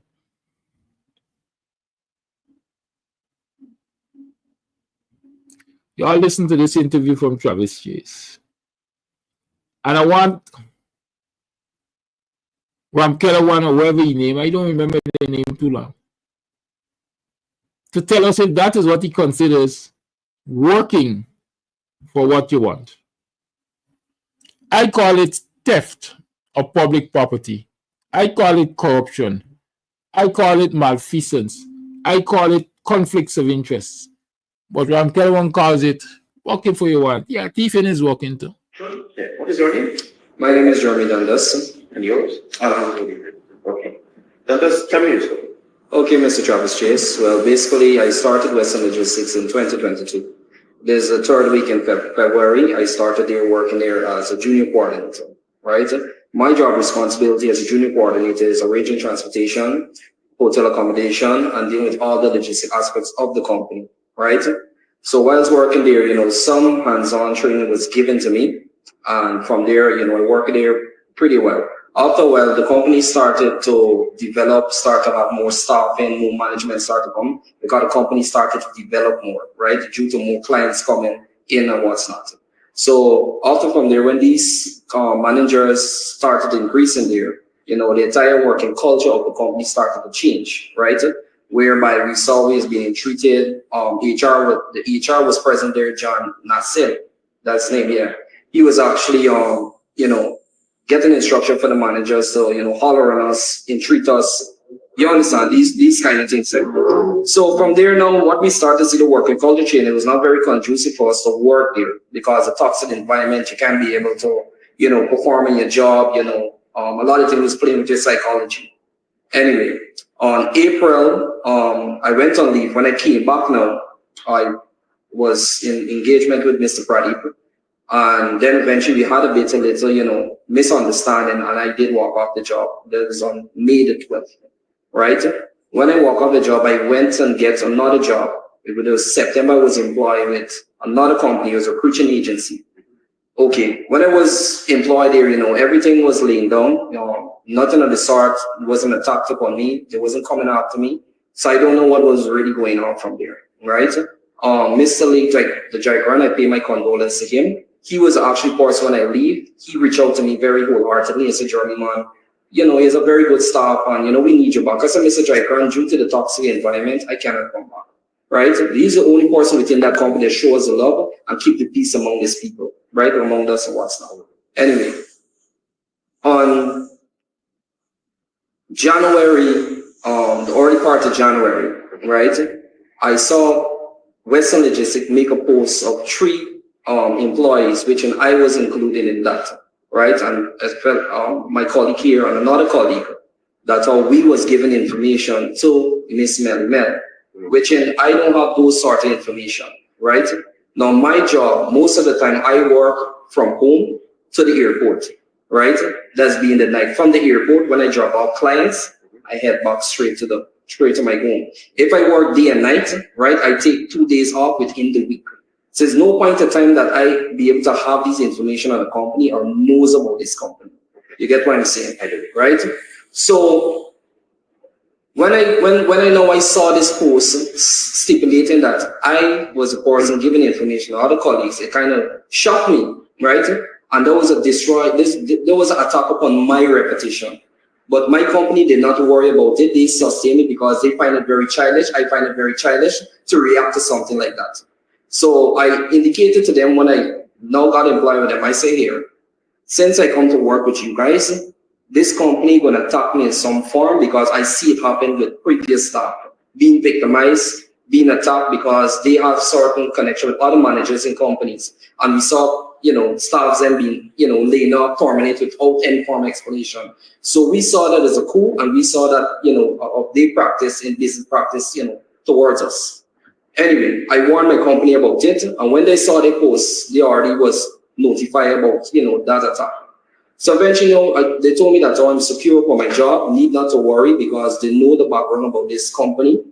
They've heard a lot of stories about it, what they do to staff, and they keep me on the job. Now, on the 20th of January, I got a message from one of a taxi driver that normally drop me to Breeden that I'm wanted, right? I wanted to know what I am wanted for. When I saw the post, I wanted for fraud, right? And I want to know how I wanted for fraud. Was the amount on the fraud that I wanted for? Right. So I got a bit scared and I say, you know what, this is an attack upon my reputation. Eventually, I told myself, I contacted Mr. Nigel and he took us to the station, right? He asked me some basic question. I told him that in my job scope, I never had any financial transaction. There's no point in time that my job required me handling checks or handling any money. All those money was handled by the finance department, right? My job was just arranging these transportation, looking out for all the logistics aspect of the company. Anyway, when we went into the police now, the police had mentioned, well, I was advised from lawyer not to speak. He's going to speak on our behalf. And he had told the police, the police's corporate facade, that we are wanted for $6.9 million in fraud. We was issuing checks then. I wanted to know how come I'm a part of those checks because I never handled any check, right? So the police started saying, well, we got to go through the protocol. You got to be locked up for 72 hours until we carry out an entire investigation into this matter. So while I was in the lockup, right, people was calling me Mel and did that in there. So I wanted to know how come I kind of involved in this here, right? Now, my wife had tried to bring some food to me in that lockup, and the police said that you can't give any food, right? Because I asked her, I said, man, how come you didn't come to visit the station or bring any food? They said the police tell me I can't give you no food because 2 times she showed up there. So I was entreated as well, by the police as well. So it kind of tell upon my psychology because I was telling my colleague in the lockup is that this ain't gonna kick me out of the job, right? Eventually, when I got home, I saw the email, Jeremy, you're sent on administrative leave. Because of this what happened to you, we as a company very afraid if we being victimized as well. Because they say you're part of us, right? We're gonna be victimized. And we can't have here because we could lose a lot. Because we see previously what happened to other companies in the past. So they were fearful on their behalf. So that kind of troubled me a bit because it's like, I have 3 kids to take care of. For the past 3 weeks, my kids come to go to school because I can't be able to provide for them, right? Especially our daily meals, I can't be able to provide that for them, right? It's only the grace of God is taking us through, and only the grace of God is helping us through this situation. Now, my wife is pregnant as well, coming with the 4th child, right? Now she's rolling in pain. A lot of complications happen with her. I don't have any finance to take her there. So what I see, right, is not the Melimel post. I saw that Western Logistics used this as an opportunity to tarnish my reputation. Melimel was just an excuse, right? Because I saw it happen to other staff before us. Their reputation was attacked, right? And tried to get them fired from their job, right? So that is what I saw, and that is what I see. There was an opportunity that attacked me to get me out of my job because I have them on my WhatsApp. They see my status then. I said thankful for the job that I have. Thank God for the job that He gave me, right? I reach a very, professional employers that treat me well, right?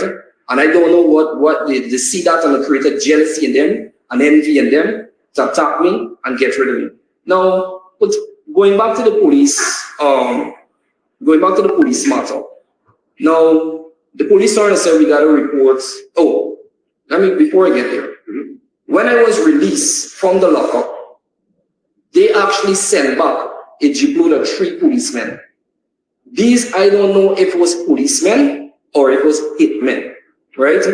The police did not have any uniform to identify if they were police. I have pictures today. I gave it over to my lawyer, right?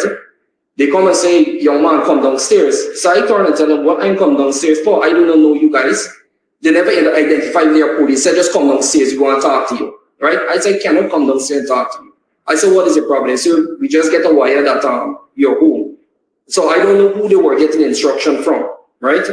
The police vehicle did not have a police logo. Nobody was in attire of a police uniform. Nobody had a police badge. So I don't know if they sent people after me, right? Anyway, I sent my wife out. I just got released on the lockup. My wife got a bail receipt and she went and showed them, right? My party even videoed the whole entire, the whole entire scene what would take place there. So I videoed them, keep it as evidence. Anyway, when she went down, he said, I have to take instruction from one of my boss. So he went on his phone, taking instruction from one of his boss, and my wife showed that receipt. Eventually now they'd left, right? So the whole entire thing, if they could attack me with the police, victimize me, destroy me out of my job, not only me, but his entire, my little children that is under 5 years old are suffering in this. My sick dad is suffering this. My child, my brother who's writing CXC, 16 CXC subject abstinence on his last, is suffering in this, right? I'm very fearful for my life because the feedback that we are getting, everybody is telling us, both me and my colleague, be very careful. Let me ask you a question. Who owns Western Logistics? Well, so far I know is his brother, right? Who's his? His brother is Mr. Jairan Basada and Prati Pramatar. Those are the only two that I'm very much, familiar with. Yes. During your period of Western Logistics, have you had any interactions with Minister Deodat Hindar? Well, I saw him one time, right, at the staff party, and that was basically about it. I never, had no formal more interaction with him. Yeah. You think he's running the company? Well, to answer to that, Mr. Travis, if you take a walk on the West Coast, those people have those information. They will tell you definitely what you need to know. They will tell you. So where are you right now in terms of your safety and your security? Well, my safety is on the West Coast. I'm with my dad right about now, right? Yeah, that's where I'm on the West Coast. Did the police question you? Did they take a statement from you? They did not take any statement from me. All they just tell me, call them Wednesday, call them Friday, which when I saved the call log when I was calling them. Because normally I know when you go to the police and you report them, you're supposed to lodge yourself. But the police never take a lodging from me when I present there, what date I was there, what time I was there. Good. Since the wanted bulletin was issued for you, did you get any call from Western Logistics area? Never had any call. The managers never reach out to me. The police never reach out to me because I know normally if someone commits a crime or allegation go against him, right? The police would call you into question pertaining to this matter and take a statement from me, right? The police never take a statement from me. They never question me. All of a sudden, I wanted as the biggest criminal in the whole entire Guyana. So you believe that Western Logistics targeted you because they believe you were giving information to Melissa as well? That's correct. Any closing remarks? Well, I'm just fearful for my life. My kids them is kind of suffering. And, as a father, seeing them not getting to the school, provide their meals is telling a lot on my psychology, especially the damage on my reputation. Because I tried to reach out to get a job, but they said, you're really scared as well. So that is my remarks. Thank you. What's your name? Alhamdulillah David. What's your story? Basically, it's the same story as Jordan's as Michael, but mine is more in terms of the tarnishing of my reputation, basically, and the way how the police handled the story or handled this whole situation. I started working at Western Logistics in 2023. I started off as a procurement officer. So while at Western Logistics, during my time there, I was subjected to discrimination to some extent. I was discriminated. I saw it as harassment because of my sexuality. Right, I was subjected to comments from managers, and more so Joseph Ramjan and Gopi, Monish Gopi. Those are the persons who has been making comments about me basically, with the whole sexuality stuff that you're gay. Not telling me I'm gay, but asking staff about my sexuality or what are your opinions about it and all of that. So while working there, I really started off fresh, wanted to do the job. I started off fresh. I started what I had to do. My performance was on point, but the minute when I heard all of these things coming from them, from management basically, because those persons, they certain management positions, my performance declined.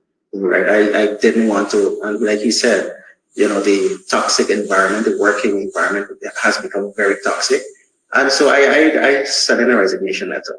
And just as I sent in a resignation letter, it all came with a really key information to Melissa and Hatwell about the company, all the company's information. Because everybody everybody who works at Western Logistics, right, knows who owns the company. Because we would normally see the minister coming into the company. he would come in, behave bad, fuss staff and this and that and leave, right? His wife would come in the company, that same thing. Sometimes, the way they speak to staff is not nice at all. There were a few times where I was subjected to harsh, I won't say harsh. Let's say they talk to me harshly, then, especially Mr. Pradeep Ramotar, which is embarrassed about it. That is the type of environment that caused me to hand in my resignation and immediately effect. I didn't want to be in that environment. And so when I left, that's when this whole allegation of leaking information, and then they had a press statement on their Facebook page of 3 former staff, including myself,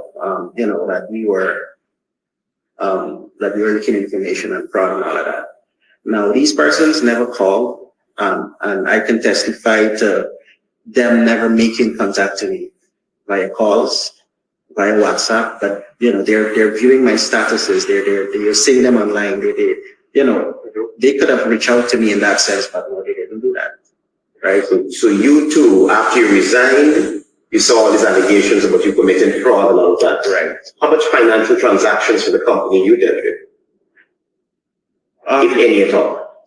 I was a procurement. So in this case, on Mondays, the finance officers, both Joseph and Monish, they would normally be in office at Eccles. They would be over in Tushin. So while they're away, I would normally take over their responsibilities, paying cash, paying clients, paying vendors, issuing checks and stuff like that. So you said you were employed by Western Logistics from February? From July of 2023. And who paid your salaries? If I have to check my bank statements, I'm going to see that some of my salaries came directly from Western Logistics. And on 3 or 4 occasions, if I have to check, I'll see that the indirect actually paid my salary. Paid your salary, right? Because the amount that was paid on that month, it was my salary, so it came from him. Okay. You too were fearful for your life? Yeah, because on record, Pradeep Ramotar, which is the CEO of the company, the other embarrassed brother, he showed up to my apartment the Thursday before they wanted to look at what went up on Facebook. He showed up to my apartment looking for me and my sister. Right? For what? I don't have no knowledge. He didn't went with no letter. I didn't see any police. No, he just showed up looking for me. So you two were locked up as well, right? I was, yes. Right. And did the police take a statement from you? No, they didn't. They haven't taken any statement from us. No statement, no. Just detained you for 72 hours. 72 hours. We were denied phone calls. It's our right to at least have a phone call to speak to a lawyer or to whoever. We were denied phone calls. Persons who were really worried about, concerned about the situation showed up there to give support, but they were also denied of seeing me. So who do you believe is behind this whole operation? Who do you believe is behind it? Pradeep Ramotar and the other and the Ministry of Finance. Because if Pradeep Ramotar can show up to my apartment without even a letter or anything, whatever the case is, then obviously with you.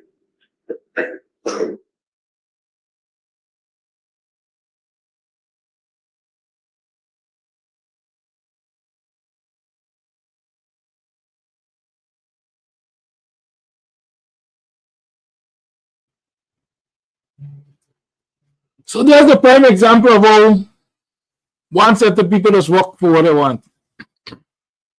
They work with deceit, theft, insider trading, criminalization of people when they disagree with them. That's how they work for what they want. Right? But they will come and they will tell you, like Barrio, the doctor that Travis interviewed, the also himself, everything I earned, I worked for. That's Sharon Greaves. Everything I earned, I worked for. I earned it legitimately. But when you dig, and you dig enough, you come to understand what is legitimate in their minds. A set of corrupt practices. I said I was asking one of the online producers to send me the salary story. Look, I got it. I'm going to post it up for you. I'll look at it. And I want you all to tell me, because I'm right. I'm spreading it out. So you are going to see it big and proper. I'm right.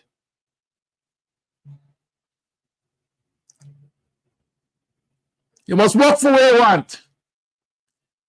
Are we working for what we want? But if you're not a permanent secretary getting almost 800,000, or you're a ministerial advisor getting almost $1 million, or you're an administrative assistant, we are looking at the admin assistant, we can't go there. Let me look at the permanent secretary and ministerial advisor. Do you know that they're political appointments? They got some ministerial advisor money, and some people say they would see the name on the cake and eat it. Because they're politically appointed. They might be good, loyal party servants, not necessarily technically educated or got any special education that they're advising the minister on. They might just be a good yes man or yes woman, but they draw in excess of $900,000. Like I said, the permanent secretaries are politically appointed. At least that's how the PPP got it. So they get almost $800,000. But when you come to an administrative assistant, look at the money that they get. $118,000 below the minimum wage, right? Well, I guess they're gonna adjust it to $130,000 because they said it's the minimum now.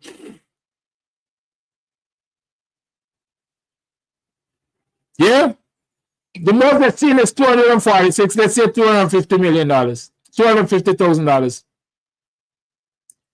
But a liaison officer, $133,000. A photographer, $153,000. A technical assistant, again, a technical assistant. The ministers get to choose who they want as the technical assistant. They could bring in Dunstog from Freedom House and make them technical assistant. But you gotta work for what you want. A cleaner works like a dog. I will tell you that. A cleaner works, as I say, working like a donkey and treating like a junkie.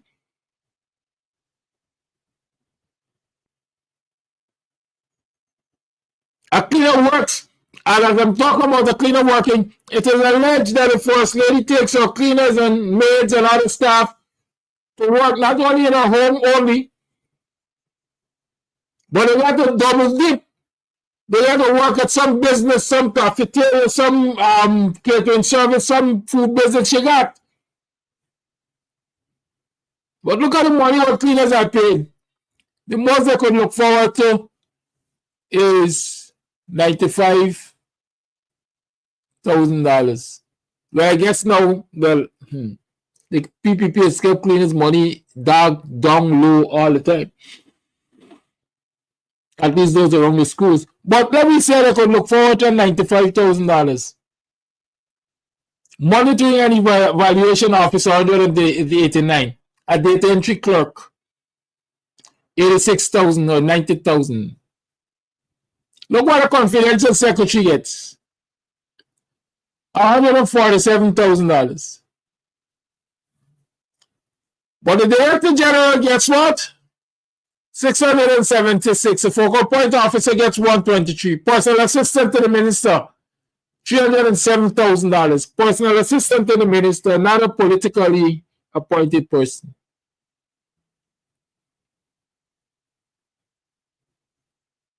Office assistant. Usually I consider them the runner boys or runner girls, $80,000. An economist who spends more years in school acquiring his or her education than most ministers of government and most personal assistants and so gets $177,000 according to this salary scale. I want me to continue. In short, if you look at his salary scale, you will see, look, a maid gets $89,000. A clerk of works gets $111,000. So these are ordinary rank and file citizens. That's what they get paid. But they work. They're working for what they want. But they can't get what they want because the government is paying enough to get what they want. They're not being lifted out of poverty because the government is paying starvation wages. I said yesterday the government were paying people adequately. Then they didn't got to get this grant and that grant and this assistance and that assistance and the other assistance.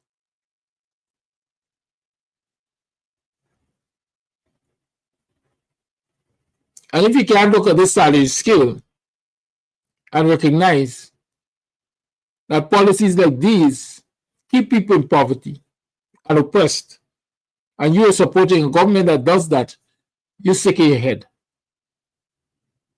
You're sick in your head. I said it before and I'm saying it again. The PPP has a policy of pauperizing the ordinary citizens of this country. When Omai came to this country,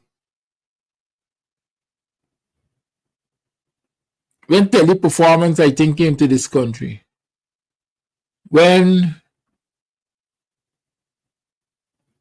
Atlantic Telenetwork came to this country, all of them were willing to pay Guyanese in a similar manner they were paying their overseas workers, US-based workers. It was the PPP government that said, no, you can't do it. Because if you pay them at such good rates, then you're going to create a problem for us. Number one, people demand in the public service, increasing wages and salaries. And number two, people will leave the public service. And so you'll create a shortage of labor for us. You have to pay them at the same rates or almost similar rates that we're paying as a government. Expats are supposed to come to your country. FDI, foreign direct investors, are supposed to come to your country and improve conditions of work, wages and salaries included, and so on. That is why a lot of people gravitate to work with them. But the PPP's policy from then and even now is no, you can't pay them at such good rates. Find out what people get paid. A lot of people talk about working with Exxon and Exxon affiliated companies onshore and so on and so forth. Find out what they get paid compared to their foreign counterparts. Chalk the cheese. So while we recognize that people get what they want, people will never get what they want. With a government like the PPP that has a policy to keep them in poverty, so that they can give them a grant here and give them a grant there and got them groveling at the feet and believing that they're the best thing after sliced bread for Guyana when it comes to governance.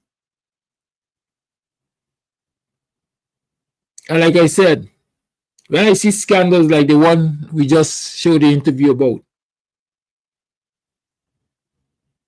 a sitting minister of government owning a company,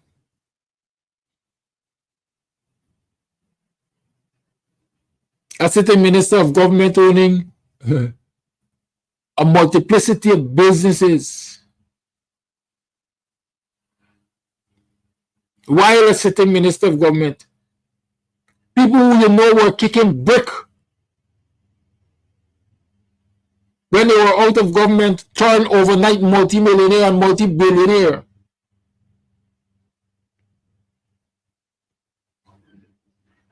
I am hopeful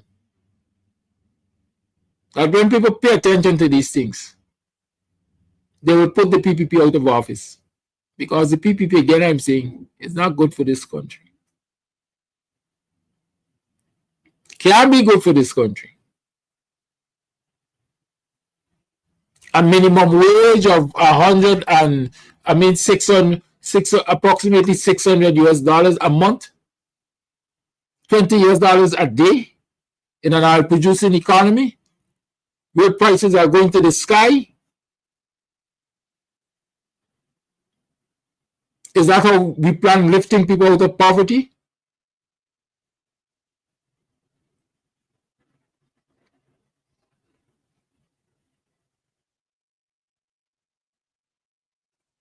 I can tell you what will happen, and it is happening already, and it will continue to happen.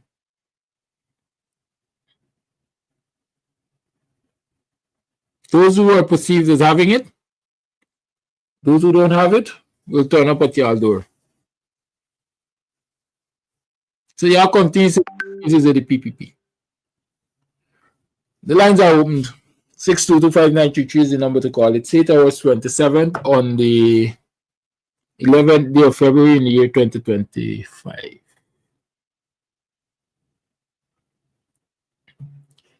Club Twilight presents Big People Always Dance on every Thursday. Yes. Club Twilight presents the Big People Always Dance every Thursday beginning on the 28th of February. Music is by Blue Ribbon the Boss. Come out and have a time. Come out and have a time. Admission is free. Call your life.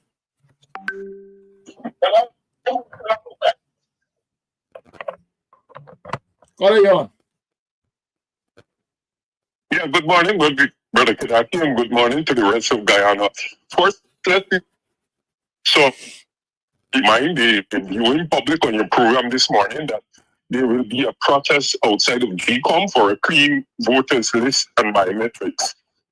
It is very important that everyone make an effort to attend that protest because if we do not make a stand now for a clean voters list and biometrics, the PPP will be upcoming regional and general elections, and you will face 5 more years of what is going on now.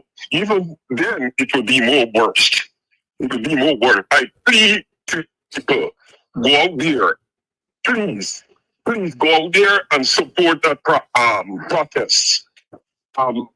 Secondly, Brother Pinaki, we got to put our shoulders together. This government has to go. The PPP has to go.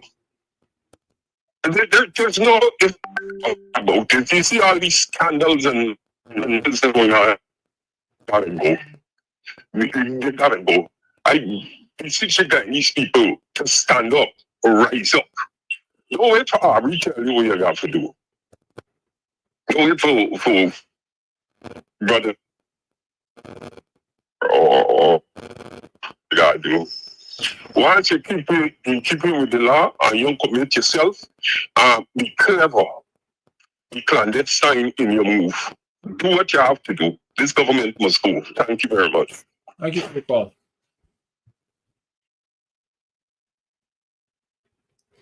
When you got a government that is bent on discrimination, I'll tell you a story that I heard coming out of Lusignan Market.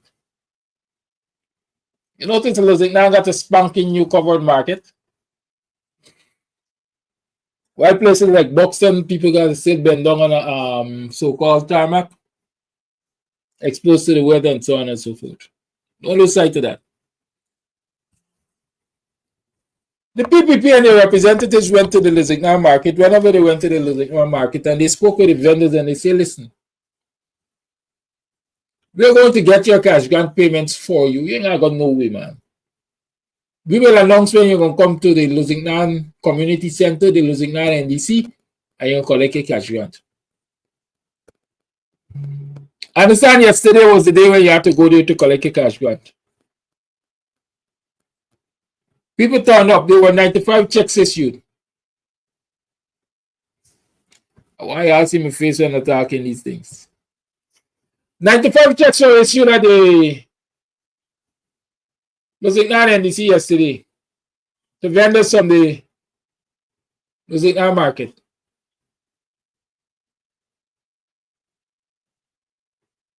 If you were to go to Lusignan Market on a Friday, you will see that there are Indo-Guyanese vendors in the majority, and you will also see African Guyanese vendors there and other ethnicities in the minority. So the Lusignan Market vendors, they're not 100% Indo-Guyanese. But every single check that was paid out yesterday was paid out in Indo-Guyanese. Every single check that was paid out to vendors at Lusignan Market was paid out to an Indo-Guyanese.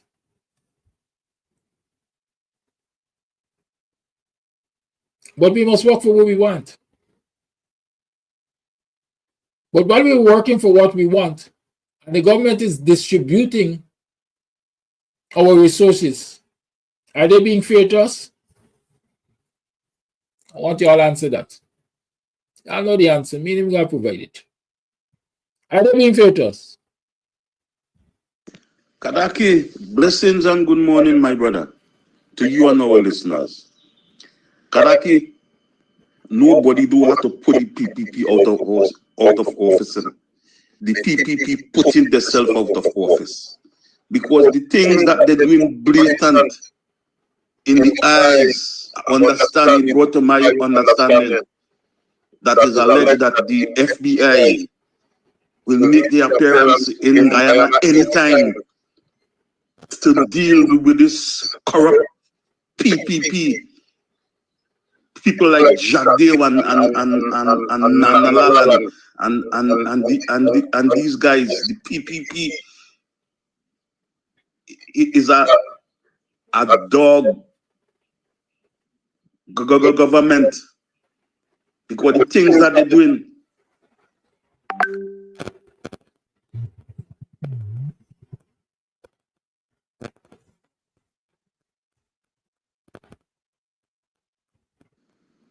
The FBI, it brought to my understanding that is alleged that they will be making their appearance there any moment because Trump understand what it is.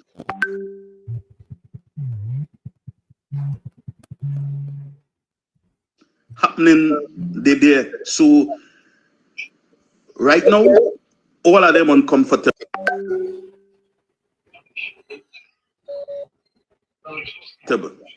So it's only a matter of time for them.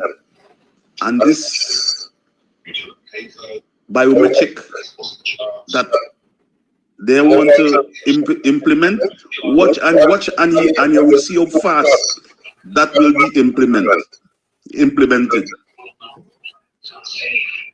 And the puzzle with black people, how we was fighting among ourselves.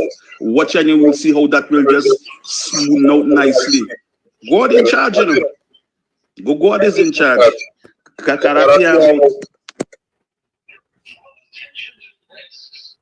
Carry on. Yes, good morning to you and all my other black brothers and sisters in Guyana.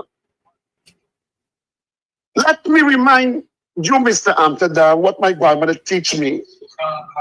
She said, my grandson, you have to plant 2 seeds in 1 hole.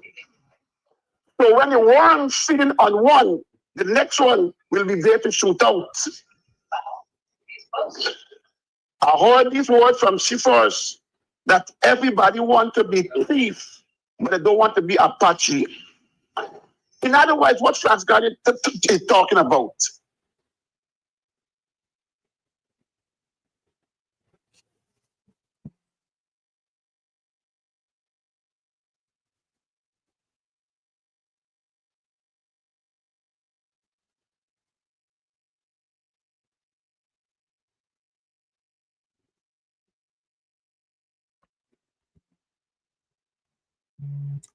We lost Flash.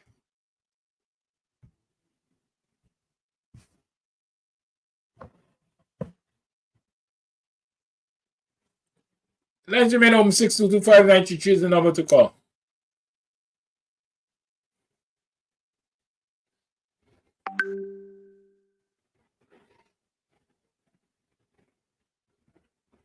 Carry on. Market that thing. Morning listeners. You know, I cringe every time I hear people talk about the West and the FBI coming and all that. You know, you got certain, I won't call them certain social media influencers made Guyanese people lazy because they listen to that crap. You know, been saying that Biden going into office and Biden will take care of PPP.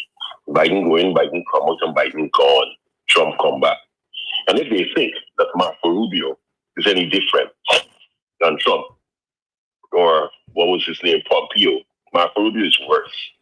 You got to realize that Marco Rubio is a son of Cuban exile parents, right? Who run away from Cuba, run away from Castro. And Marco Rubio here in Florida, where he lives, hates us. Look what he's doing around Central America. Look what he said about Gaza. Look what he said about South Africa, what's going on there. So Guyanese people, if y'all think that Marco is going to make a difference, y'all lie. If y'all think that anything going to be different, y'all lie. Y'all got to get up and stop listening to people and stop being lazy. Unless we trouble these people's interests, nothing will change. Nothing will change unless they interest, and that's their financial interest. They fucking get trouble. That's all I have to say. Thank you for your call. Good morning, Mr. Amsterdam. You know, I realize that Guyanese black people, black man and black women has become slave again in Guyana without even realizing it.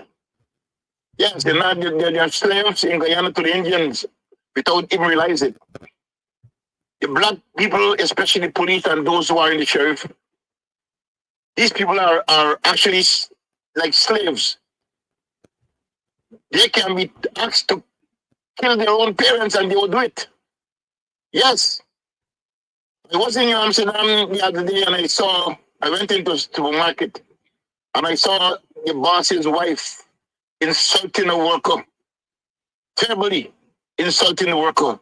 And there was a guy in the store that he seems to be an American. And he observed her. He talked to her. He told her, you cannot talk to people like this. You know? And right on the spot, she apologized to that worker. Immediately she apologized.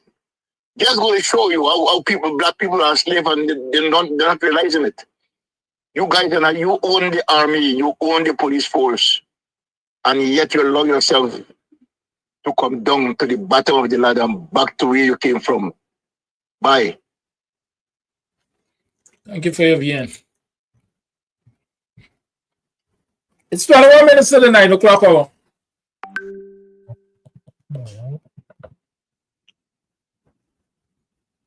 Follow on. Morning, Tanaki. And morning, Guyana.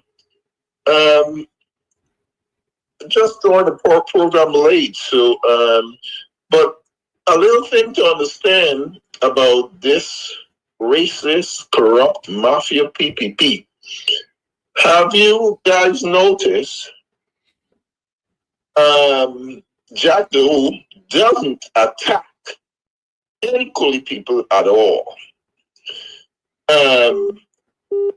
And all his visceral attacks are against African Guyanese.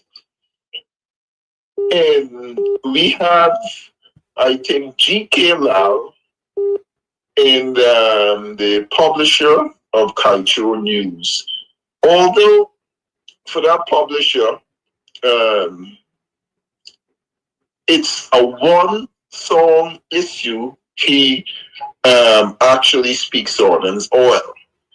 And although G.K. Lau, his attacks are, you have to read into what he's saying, but yet still we have not heard anything from Jack Dew when anyone or any newspaper or any Indian person say anything bad about him. And we got to understand the mindset of Jack Dew, Efren Ali, and those others.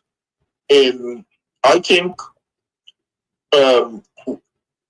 folks in Guyana, I'm just pleading with you guys. We see what's going on.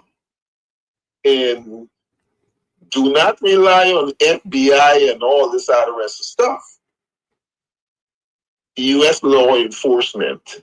We got to do something for others to pay attention to. And if it means getting dumb and dirty, that's what it's going to take. We just can't rely on just talking and talking. Yes, talking is good, but talks without any action will bring nothing. It is my opinion that things have gotten worse, and just think about the next 5 years. Election or no election. I know we are saying we're going to win the election. So what's the preparation for if it doesn't happen? What is our plan? Not to say we have to put it out there. I have said this. The Coolie people got a plan for Africans. What are the Africans' plan for them? And that's my take. Thank you for your call.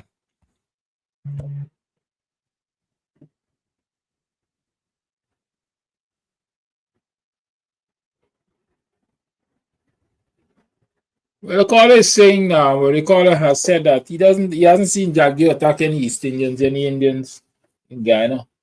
I heard Jagdio, I heard a snippet of Jagdio saying that Glenal is a murderer recently. Somebody just sent me a video of the Guyanese critic interviewing a young lady who claims that Azuddin Mohammed sexually abused her. So are those attacks? I see them as attacks. Jagdio did something in Song is War, and he said, well, if you want to run against the PPP, we're going to closely examine you. But you see, that's a mistake people make. They expect Jagdio to directly do certain things. No.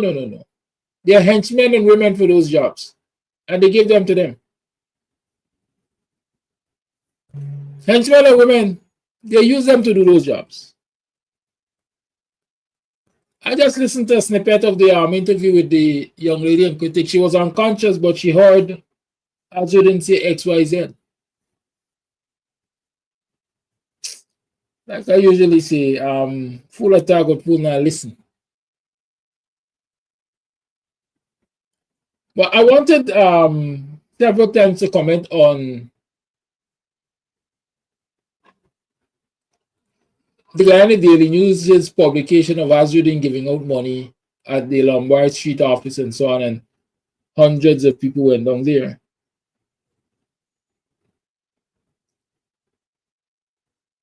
As Terence Campbell said, Guyana Daily News and Sheriff is the one and same. And Sheriff and Jagdio is the one and same. And so in short, what comes from them comes from him. And so it shows that the folks who are in government have no respect whatsoever, no consideration whatsoever for poor people. We want to unsettle Azuddin, we want to upset Azuddin. Let us send poor people on a wild goose chase in front of his place. Disrespect the citizens of this country. Disrespect, total disrespect. But what that situation has really shown the world is that Guyanese are really in dire straits. Because if people were doing better off, they would not have turned up there in those numbers. Whether it was a scam or not, they would not have turned up there in those numbers. So the large turnout there for money that Azuddin didn't promise anybody.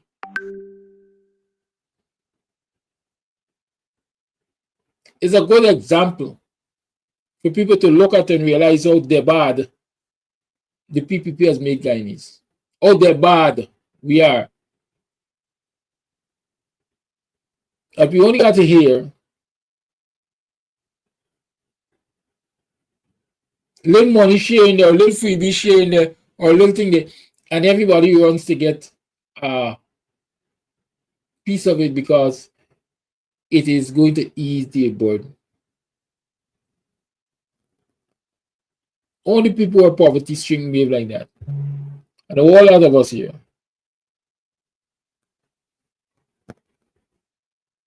In this country are poverty stricken. And those that are stealing our resources are not only stealing our resources, but they're laughing at us. While they laugh their way to the banks and offshore banking and all that, they laugh at us for making us poor. And they laugh at us for accepting the fact that they make us poor and we do nothing about it. Like I said, when I see these things, I become hopeful.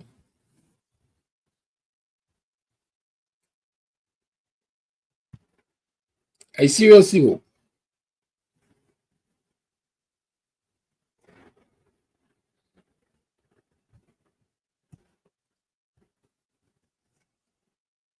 Remember, we're catering for Valentine's night and day. We're doing lunches and we're doing dinner.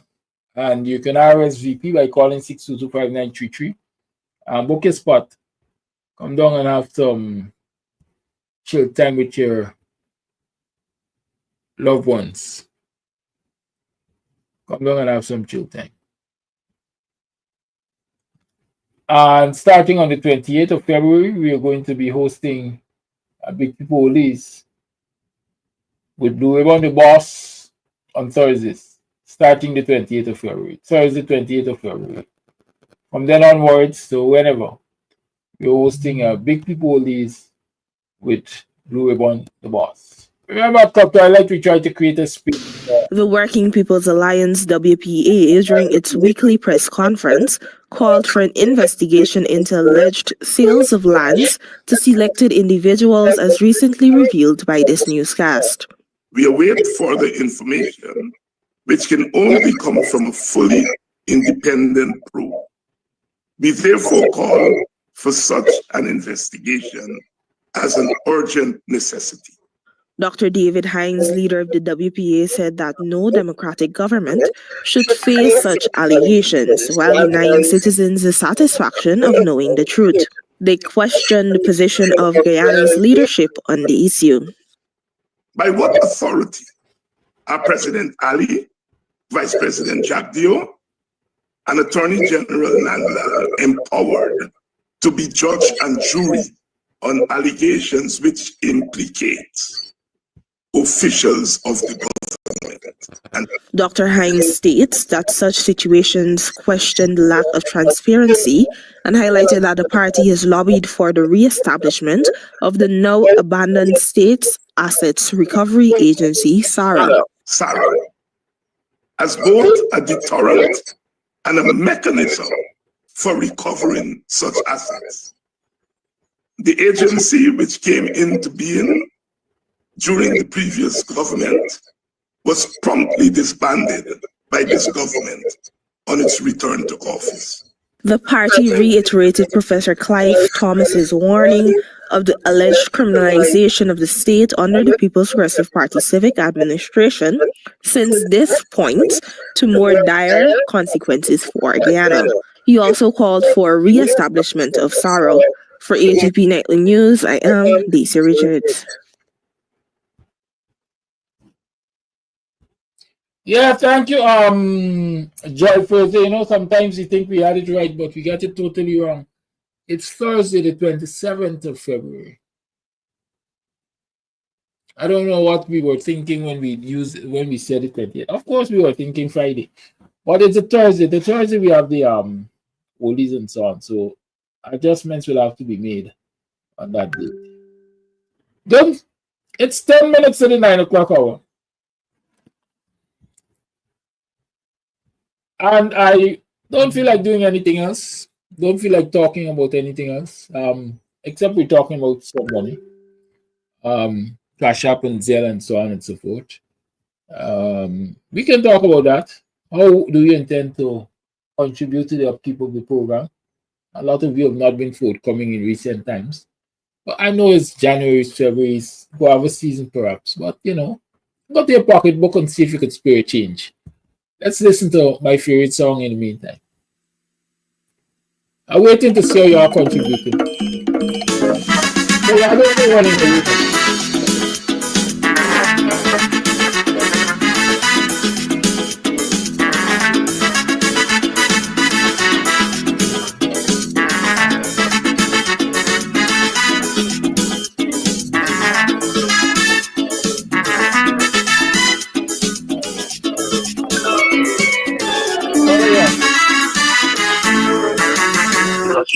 Good morning, Wave Caesar here. Pleasant good morning to you and your listening, viewing audience. Hi, Wayne, good morning. Welcome to the program. Yes, sir. I would like to quickly, I know the program is about to close out, I would like to quickly put the icing on the cake here. No FBI, no United States, no State Department is going to come and save Guyana while the people of Guyana sit there and watch on. Remember, nothing is ever done in this world for free. All right?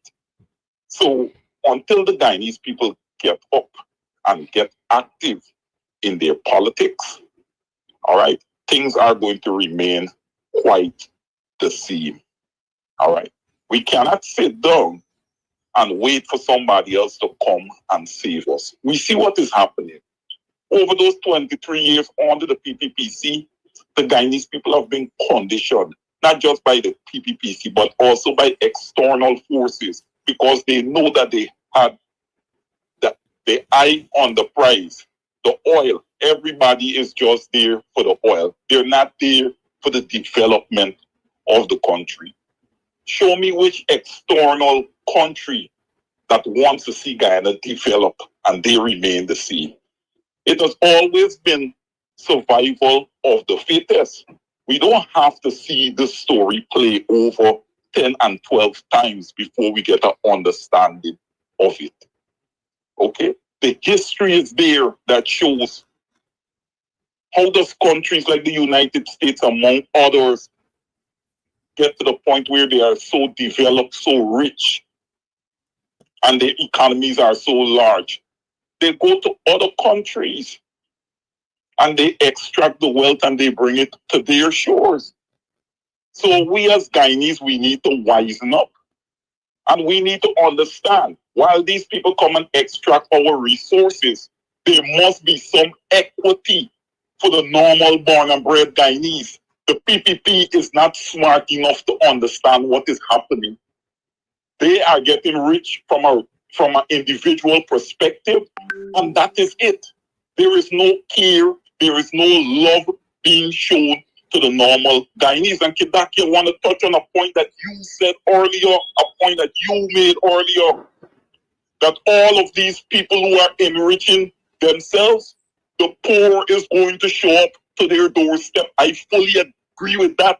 The masses will always win out.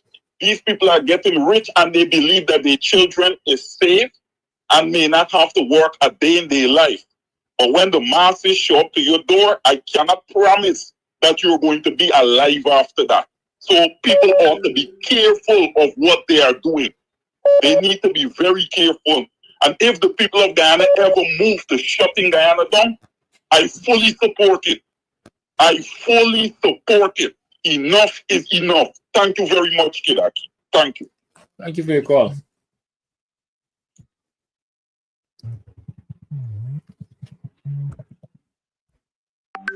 Call you on with less than 5 minutes. Yes, good morning, Mr. Amsterdam. Good morning, everybody. Everyone in the Guyanese diaspora. Thank you for accepting the call. Great call by the previous caller. What's our plan? What's our plan going forward? What's our plan for those who attack us? Yesterday, I talked about ancestral lands. I think in this month of African Guyanese history, Black history globally, it's imperative that we make an assessment of our lands, because there can be no nation of people without a land. Our ancestors have said to purchase at least 200 plantations. So now I'm asking people who might be in the know, people who are seeing demonstrated some concerns, persons like Norman Brown in the UK. Here's why I suggested Brother Norman Brown. And I hope Brother Norman Brown, with his enthusiasm, would take up the challenge. It's a friendly, it's a patriotic challenge. Because when we purchase lands in Guyana, we purchase lands from the British and the Scottish, and Norman Brown is in the UK. It'll simply be a walk up the street. Because I've went online and we're searching online. But it will certainly help in the task for people who are living in the UK to go up the street on a day off, whenever they have time. We're not pushing anybody to do anything. We are just simply asking to ask the librarian to point them in the direction of where those purchases are in the library, in the archives. And so we can have a list of those plantations which were purchased.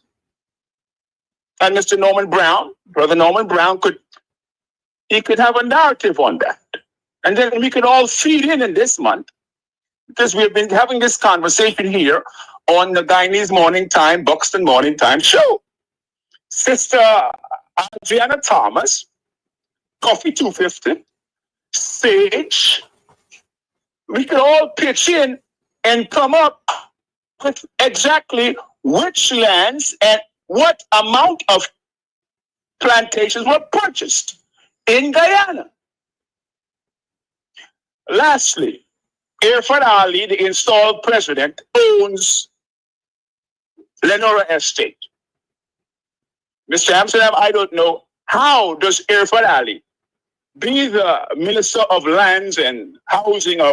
He was involved in lands ministry as a minister. How does he end up owning Lenora Estate? I mean, the entire administrative compound he owns. How does that happen? Because we're talking about inside trading and people with privileged information, and they're owning these things. I'm here to say to Irfan Ali and all those who are squatting and fraudulently taking African Guyanese lands. I'm not saying that Lenora Estate is African Guyanese ancestral land, but it may be. We don't know. We're trying to find out. But guarantee you, if ain't my generation, my grandchildren's generation, going to take those lands back. Just as they did in Uganda, just as they did in South Africa, just as they did in Zimbabwe, and just as they did in Cuba. We're going to take those lands back. Rest assured. So you might as well not even waste your money investing in African Guyanese lands. Know for surety that the seeds are already going down in the ground. And if this generation don't take it back, our children will be instructed by mandate to take it out, seek it, and take it back. Thank you for accepting my call.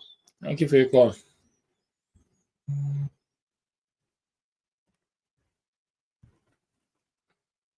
All right, so for 10 minutes, nobody has dropped anything in the cash app, but it's time for me to go. Y'all have a great day. Have a great day, have a great day, have a great day. See you tomorrow when we continue to have our discourses on what's happening in this country. Much love. Stay safe, stay prayed up, and continue to resist the wickedness of the PPP. Have a great day, y'all. Goodbye.